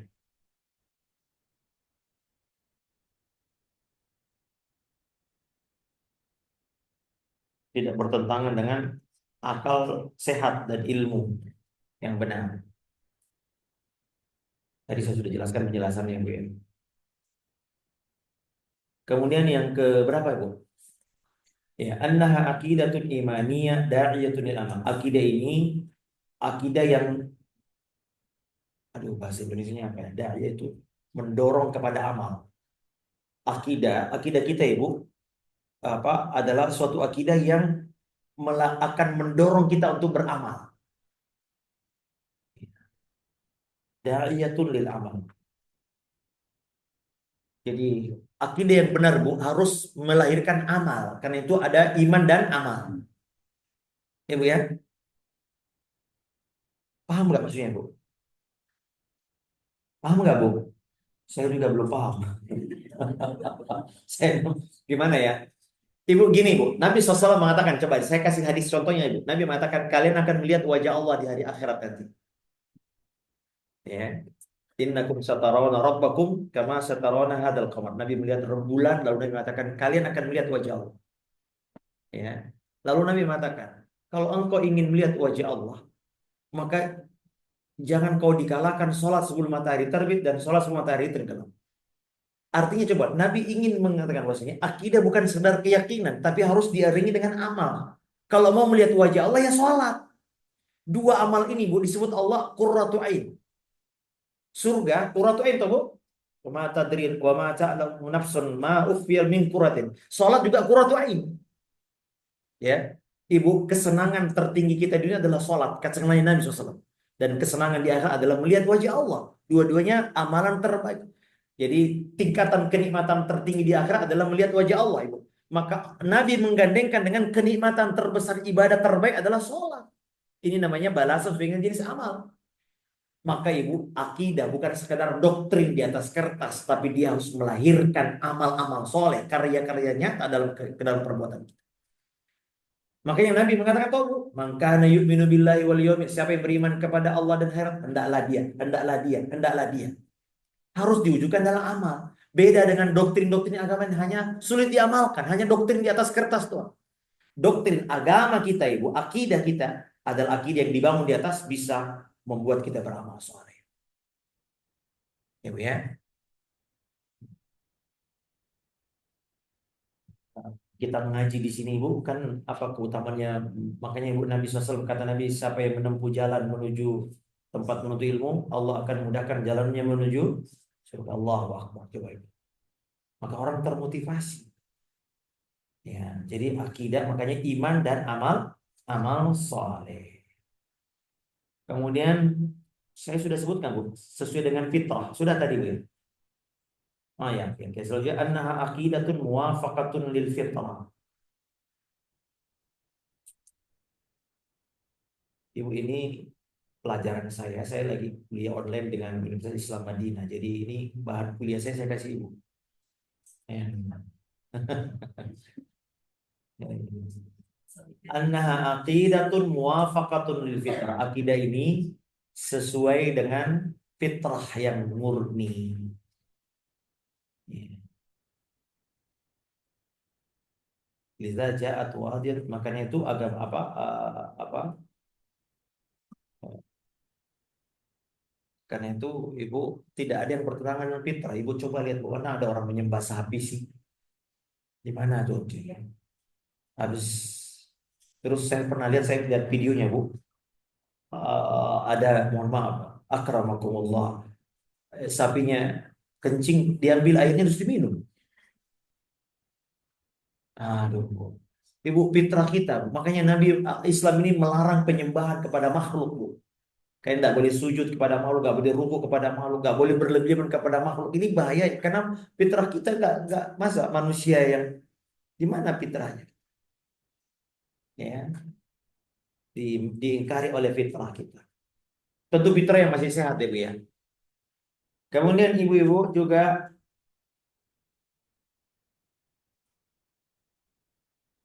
annaha aqidatun wasatiyah. Akidah-akidah Islam adalah akidah pertengahan wasatiyah. Salimatun minat ta'tili wa tashbih wa minal ghulu, selamat dari sikap ekstrim yang berlebih-lebihan. Maka ibu-ibu, agama kita ini masya Allah bu, di antara karakternya adalah wasat. Ya, satu sisi ada misalnya ibu, ada keyakinan bahwasanya kalau untuk merasakan kebahagiaan harus meninggalkan dunia. Ya, coba lihat bu, agama lain supaya meninggal dunia harus pakai baju terus kayak baju ihram kita bu. Ya bu ya. Lalu botak terus menerus, harus tidak boleh menikah. Ya bu ya. Tapi ada juga agama yang tidak punya kayak gitu. Nah, kita pertengahan. Ya, makanya Nabi SAW sangat marah kalau ada sahabat yang berlebih-lebihan. Ada sahabat namanya Utsman bin Maz'un. Dia tidak mau lagi sentuh istrinya. Ya, dia puasa terus-menerus, dia nggak mau makan. Terus apa lagi ya? Ya, Nabi mengatakan tidak, tidak begini. Ya, agama sebaik-baik agama adalah samhiyah. Aku diutus Allah membawa agama yang samaha, ya, toleran, sesuai dengan fitrah. Tidak boleh ekstrim. Ya, makanya ibu coba lihat kita ya dilarang membujang. Kalau dianggap membujang itu sebagai suatu cara untuk mencapai kebaikan, tidak. Bahkan Nabi melarang. Tapi pada saat yang sama juga dilarang berzina. Gitu. Ini satu sisi ini bu terlalu ekstrim, satu sisi ini tidak ada batasan berzina di mana. Nah Islam pertengahan, menikah satu saja, ya. Eh, boleh lebih dari itu maksudnya. Ya. Takut nggak diundang lagi bu. Satu saja kalau adil bu ya. Kalau aku tidak adil satu saja ya.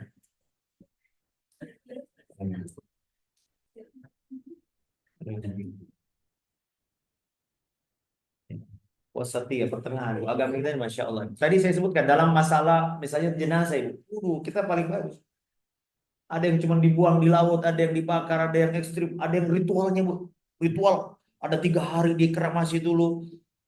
Capek bu ya. Kita Islam bu, tapi tidak juga dicuci, di apa, dimandikan, disetrika panen dengan kain yang putih, dikasih wangi-wangian. Ya, apalagi didoakan, diantar di penghormatan. Setelah itu cukup. Yang lain bu, ada setelah itu ada ritual acara lagi ini setelah hari keberapa. Itu bukan ya agama lain itu ya, Bu. Tapi kemudian ada kaum muslimin yang mengadopsi itu. Ya, sebetulnya ibu akidah kita ini masya Allah sangat pertengahan sekali. Baik ibu. Kemudian ibu, akidah Islam ini ibu yang terakhir ibu, annaha aqidatun mutadamminatun li umurin ghaibiyah tauqifiyah. Akidah Islam mengandung perkara gaib dan tauqifiyah. Gaib tauqifiyah. Apa itu tauqifiyah bu? Berdasarkan dalil. Tidak boleh kita mengada-ada dalam akidah kecuali dalam perkara ya, ya dalam masalah gaib itu tidak boleh kita membangun agama kita di atas hal-hal yang sifatnya prasangka.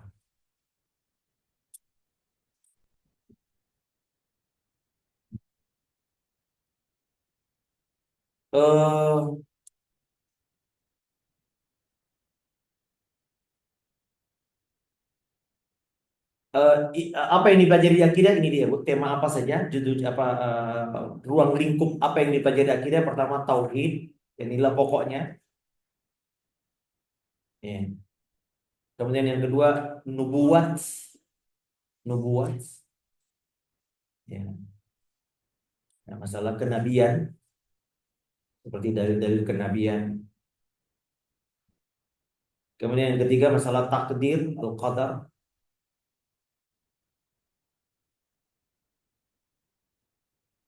Kemudian al-ghaibiyat, perkara-perkara gaib, surga, neraka, malaikat, akhirat. Ya, al-ghaibiyat yaitu tentang perkara-perkara gaib yang lain seperti al-barzakh, alam barzakh, kebangkitan, hasyar, pengumpulan di hari kiamat. Kemudian al-imamah was sahabah, kepemimpinan dan juga sahabat.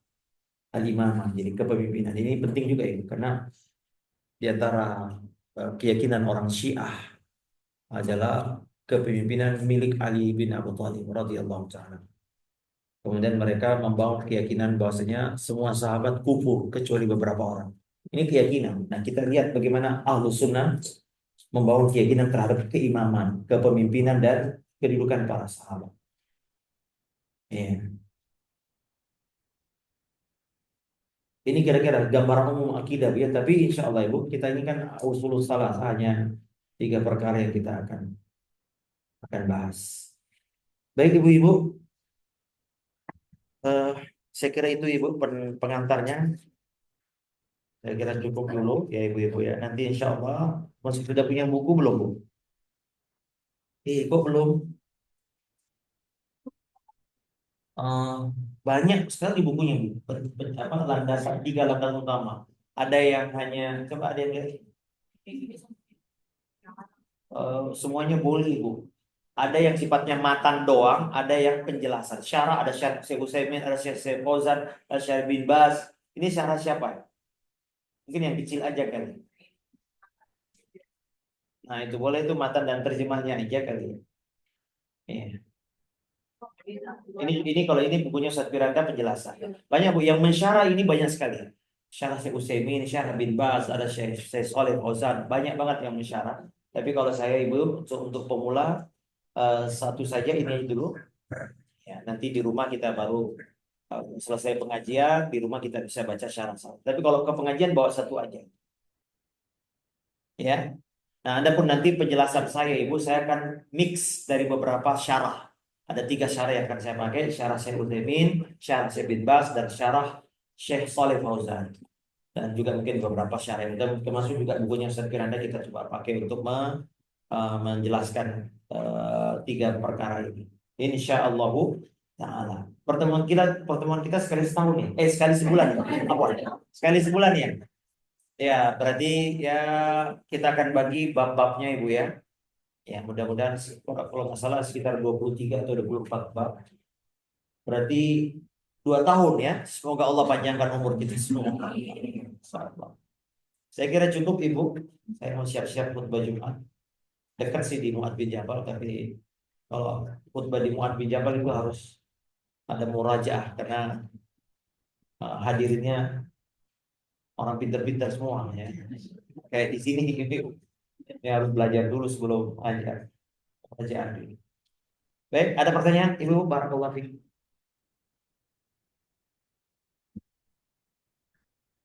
Tapi kita silakan Ibu. Silakan ada pertanyaan. Apa saja boleh. Kita tadi mulai jam 9, 1,5 jam.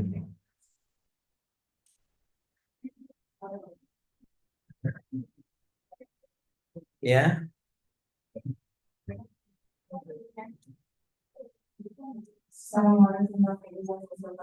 Waalaikumsalam warahmatullahi wabarakatuh. Ya, silakan.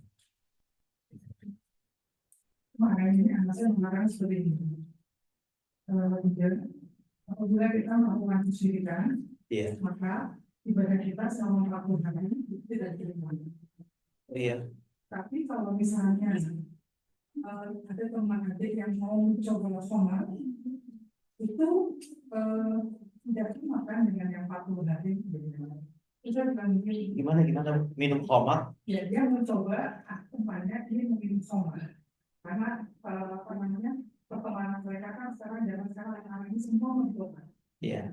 Nah, ini akan mencoba menyiksa. Apa alasannya meminum khamar? Karena amalannya tidak diterima itu. Ya, terus dia bilang gini, dia mau bilang sama temannya, saya mau harus bilang apa ya, udah kalau berbuat syirik kan 40 hari ibadahnya nggak diterima. Kalau lama ada nggak yang sepadan dari itu? Dalilnya ada nggak yang sepadan sehingga nanti temennya akan berpikir itu kan bilang mohon maaf adik, kita belum tahu itu apa. Bilang kepada temanmu, apabila dia ingin melakukan, dia tahu nggak dia meninggalnya kapan? Oh Kalau dia gitu. meninggalnya saat itu, berarti dia meninggal dalam keadaan dia berdosa besar. Itu saja. Nah, apalagi yang bisa saya sampaikan kepada anak saya besar. Barakallahu fiik. Saya sebentar saya. Ya, seingat saya Ibu, minum khamar ini eh, saya lihat dulu dalilnya. Memang ada beberapa dalil di saya coba cek ya Bu ya. Mana hadisnya? Hmm.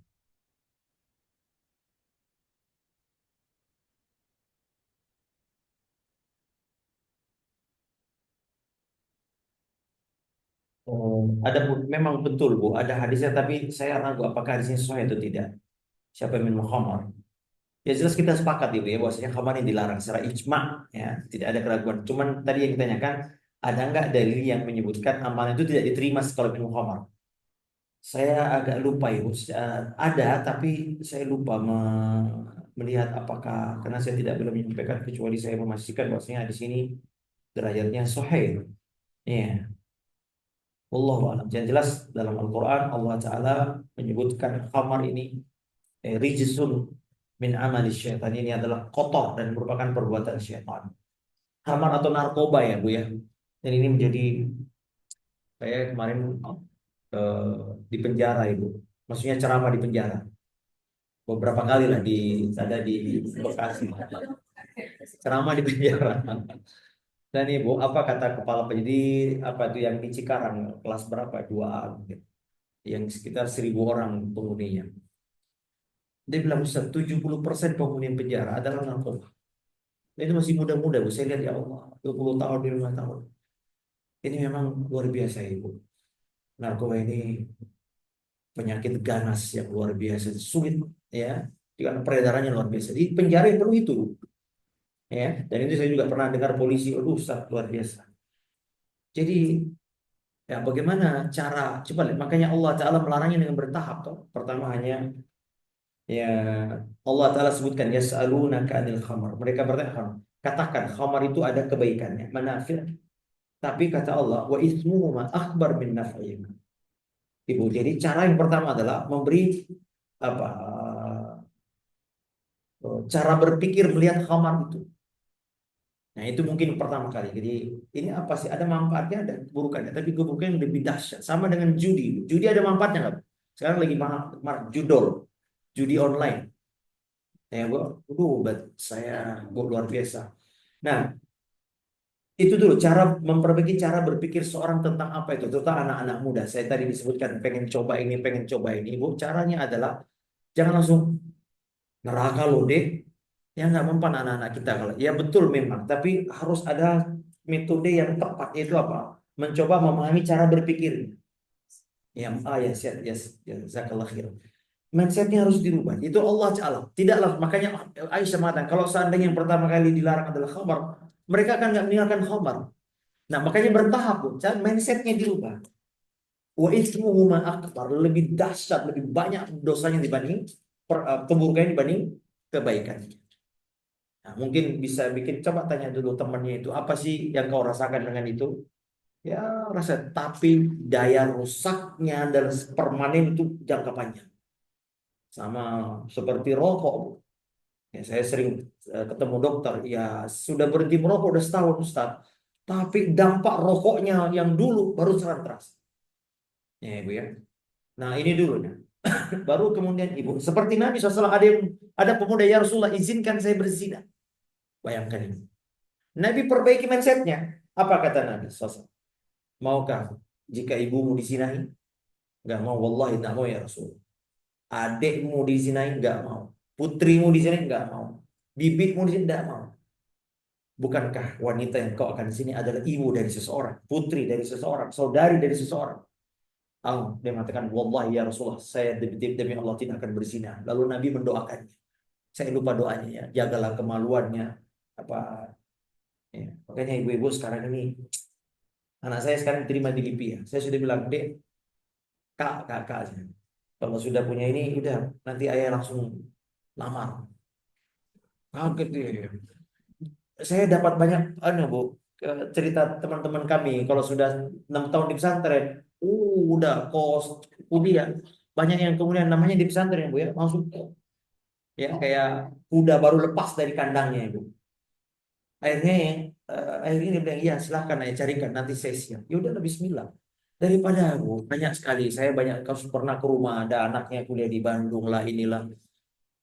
Jadi dari pesantren sunnah ya Bu, tapi akhirnya berzina di Bandung. Dia lihat chat-chatannya, waduh udah pernah apa check-in di kamar, udah ini. Kita ke rumah dia konsultasi. Saya bilang nikahin, panggil anaknya, saya nikah kamu. Kalau apalagi mau balik lagi ke sana katanya. Ya, jadi ibu luar biasa memang. Ya, jadi merubah mindset. Bukankah yang kau zinai adalah seorang. Nah, apalagi anak remaja, Bu, kalau kita langsung kasih dalil mungkin kurang. Ya, haram. Ini, waduh, masuk neraka ya mungkin mindset dulu. Ajak bicara, jangan kaget Bu kalau anak kita. Mah, saya mau pacaran. Ekspresi tenang aja dulu, jangan. Hah, pacaran, Bu. Mama, duh tolong saya. Enggak, dia udah. Ini melayang loh Kak. Coba sekali lagi ngomong, nggak bisa begitu karena sekarang. Ekspresi tenang aja, pura-pura tenang. Oh, ya sambil pacaran ya. Tapi jangan sambil melayang HP. Tenang. Oh iya, kita ajak bicara. Bagaimana kalau adikmu? Adikmu kan coba. Misalnya kita ada perempuan, misalnya Anda sama begitu. Itu anak orang deh juga dididik, dibina terus kemudian mau nggak? Ya. Nah, maka ibu-ibu yang dirahmati Allah itu merubah mindset. Nah, barulah kemudian nah, kalau dalil tadi saya belum ketemu ya, dalil 40 hari tadi ya. Ya, saya lupa. Oh iya, tapi di sini disebutkan disahkan Albani, mungkin bisa jadi. Kata Nabi la yashabul khamar rajulun min ummati fayaqbalullah minhu salatu arba'ina yawman. Tapi saya harus cek lagi. Di sini disebutkan disahkan Syekh Al-Albani rahimahullahu taala. Ini adalah seorang dari umatku minum khamar, kemudian Allah terima salatnya 40 hari. Jadi tidak Allah tidak terima selama 40 hari. Ya, ya, mungkin bisa jadi ini 40 hari. Tapi terus dalil ini terus untuk apa? Kalau dia sudah ya, ya. Maka ibu-ibu coba lihat Bu. Pengharaman khamar setelah akidah kuat. Di mana diharamkan khamar bertahap dan di Medina. Akidah harus kuat. Ya, jilbab juga begitu, ya. Akidah setelah kuat. Jadi maka ibu mendidik anak-anak Bu, ya, adalah mendidik iman dan akidahnya dulu. Dan ini yang hilang di pendidikan kita di Indonesia. Waktu anak-anak kita dulu belajar agama apa yang kita pelajari pertama Ibu? Fikih, apa itu Bu? Macam-macam air, ya tahu Bu? Jenis-jenis najis, sampai hafal kita Bu. Najis mukhaffafah, najis mughalladhah, sampai hafal itu Bu. Anjing ini. Tapi Bu, terus kita ngaji Iqra. Tapi kita tidak tahu, tidak dikasihkan pengertian tentang siapa pemilik bacaan ini. Siapa Allah Azza Jalla. Sehingga apa? Pengagungan kita kepada Allah. Ya, rasa cinta, takut kepada Allah tuh kurang. Yang hanya ditakut-takutin doktrin. Waktu pertama kali ibu haid, dek, mbak, kamu sudah harus sholat loh. Awas, sudah haid loh. Tapi kita ini beribadah kepada siapa kita nggak kenal. Sehingga apa Bu? Rasa kan 3 rukun ibadah, cinta, takut, dan harap. Dari mana tadi? Mengenal. Ibadah itu Bu, rukunnya tadi itu cinta kepada Allah. Kemudian takut kepada Allah. Nah, bagaimana anak-anak takut kepada Allah dari minum khamar kalau tidak ada akidahnya kosong, dadanya kosong dari akidah. Makanya Ibu disebutkan, setiap pendosa adalah jahil. Kullu man asallah fahuwa jahil. Ini kaidah. Dari mana jahilnya? Jahil akan kebesaran Allah, bukan jahil tidak tahu hukumnya loh. Kalau justru tidak tahu hukumnya, itu malah dimaafkan. Ibu nggak tahu hukumnya Ibu, pasti dimaafkan oleh Allah Subhanahu. Tapi di mana disebut tidak tahu adalah tidak tahu akan kebesaran Allah Subhanahu. Jahil akan keagungan Allah Subhanahu. Atau bisa jadi ibu, orang yang dikuasai syahwatnya, udah tahu ini khamar, nggak boleh, haram, tapi dia dikuasai syahwat. Bukankah itu adalah kejahilan? Sudah tahu ini jelek, rokok bu, di situ tertulis bu, rokok membunuhmu, itu tidak bu? Tapi dia tetap isap bu, berarti jahil, bukan jahil akan bahayanya, kejahilan tingkat tinggi, udah tahu bahaya tetap ini bisa. Demikian maksiat ini. Makanya Allah Ta'ala sering mensifati pelaku dosa dilakukan dengan kejahilan. Kata Allah Subhanahu, innamat taubatu 'ala Allah lilladzina ya'maluna su'a bijahala. Lantaran kebodohan. Nabi Musa ketika umatnya pengen berhala, apa kata Nabi Musa? Innakum qaumun tajhalun. Kalian jahil, baru aja diselamatkan Allah dari melaut, dibelah lautan, melihat orang penyembah berhala, pengen juga berhala. Ya Musa ij'al lana ilahan. Apa kata Nabi? Innakum qaumun tajhalun. Maka tidak ada orang yang kedukung pesugihan, apalagi sekarang dunia itu banyak. Kalau dia mengenal Allah, saya dulu ada temennya, mertua, guru agama bu. Anaknya sakit apa begitu, akhirnya apa bu? Dibawa ke dukun di Banten. Pada guru agama, ditegur oleh, kamu guru agama, yang penting anak saya sembuh kan. Coba lihat itu. Dari mana semua orang melakukan syirik, pesugihan ini, pesugihan itu? Karena dia tidak mengenal kebesaran Allah Subhanahu wa ta'ala. Ya bu ya, nah, maka pokok dari segala dosa kata Allah adalah kejahilan kepada Allah Subhanahu. Dan pokok kebaikan adalah mengenal Allah Azza wa Jalla. Itulah pokok kebaikan. Mengenal, makanya ibu-ibu, apa gunanya kita mengenal teknologi tapi tidak mengenal siapa pencipta kita? Itulah orang kafir bu.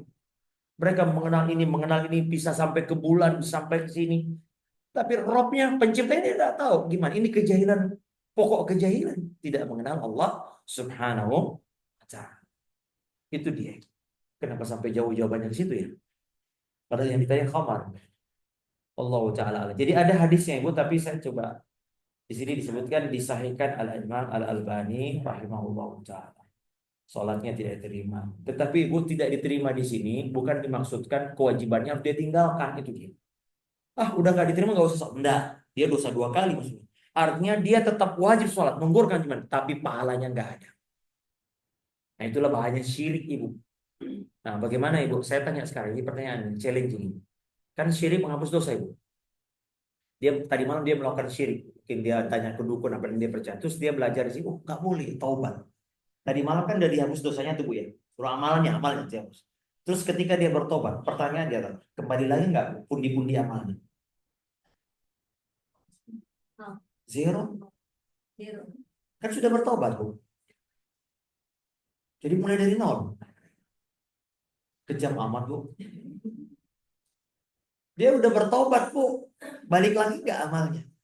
Kan tadi malam terhapus tuh. Allah katakan kalau kau syirik, Allah baguskan semua amalmu. Itu bahaya bu. Bu berzina, minum khamar, mencuri, dia tetap mukmin. Amalnya yang dulu masih ada. Dosanya dosa itu aja. Tapi kalau syirik bu, semua amalnya dihapus oleh Allah. Nah, terhapus semua bu, nggak balik lagi. Kan sudah bertobat bu. Kalau menurut ibu balik lagi. Berarti ada 2 mazhab di sini bu ya. Dan ibu betul ada khilaf ulama. Sebagian ulama katakan dia harus mulai dari nol lagi. Ibarat tabungan saldonya nol. Dia harus mulai nabung lagi amal soleh. Namun pendapat yang saya lebih condong ibu, dan ini sesuai dengan fitrah dan sifat Islam yang penuh rahmat, adalah pendapat yang mengatakan dia balik lagi. Alhamdulillah. Tapi jangan coba-coba Ustaz, nggak apa-apa kalau. Dalilnya dari mana ibu? Dalilnya adalah seorang laki-laki namanya Hakim bin Hizam, masih keturunan, masih sahabat Nabi, masih ada hubungan keluarga Nabi. Dulu dia sebelum masuk Islam, dia orang baik bu, suka bersedekah, orang kaya. Lalu dia tanya, ya Rasulullah saya masih Islam, tapi kebaikan gimana? Kata Nabi, aslam tak ma'ama aslaf. Kau masuk Islam, kau bawa semua amal-amal baikmu yang dulu. Artinya orang kafir bukan masuk Islam, dia dulu pernah membantu orang bersedekah, itu akan dikonversi masuk ke dalam amalnya. Alhamdulillah. Nah, dari ini sebagian ulama mengatakan kalau ada orang berbuat syirik, lalu dia hilang amalnya, lalu dia bertobat dengan tobat nasuha, maka dia akan kembali mengambil amal-amalnya dulu. Kalau orang kafir saja waktu berbuat itu kembali, apalagi waktu dia Islam, lebih utama dia untuk dikembalikan. Tapi yang menjawab tadi tidak ada berarti mantap banget pelajaran tauhidnya Bu ya. Udah Ustaz, udah hilang lah itu. Tapi ibu-ibu, ini hilang. Artinya jangan sampai Bu bisa jadi kalau pendapat yang pertama benar gimana Bu? Karena ini masalah khilafiyah, kita nggak tahu. Namun dari sisi pendalilan dan sifat Islam saya lebih condong kepada pendapat bahwasanya dia kembali lagi dari kembali lagi semua amalnya. Tapi yang penting intinya adalah jangan coba-coba melakukan kesyirikan ya. Baik. Saya kira cukup udah jam 10 Bu. Ya. Saya mau belajar dulu untuk khutbah. Saya kembalikan ke moderator. Kita langsung tutup aja. Baik ibu-ibu, kita tutup dengan doa kafaratul majlis. Subhanakallahumma bihamdik, asyhadu an la ilaha illa anta, astaghfiruka wa atubu ilaik. Wassalamualaikum warahmatullahi wabarakatuh.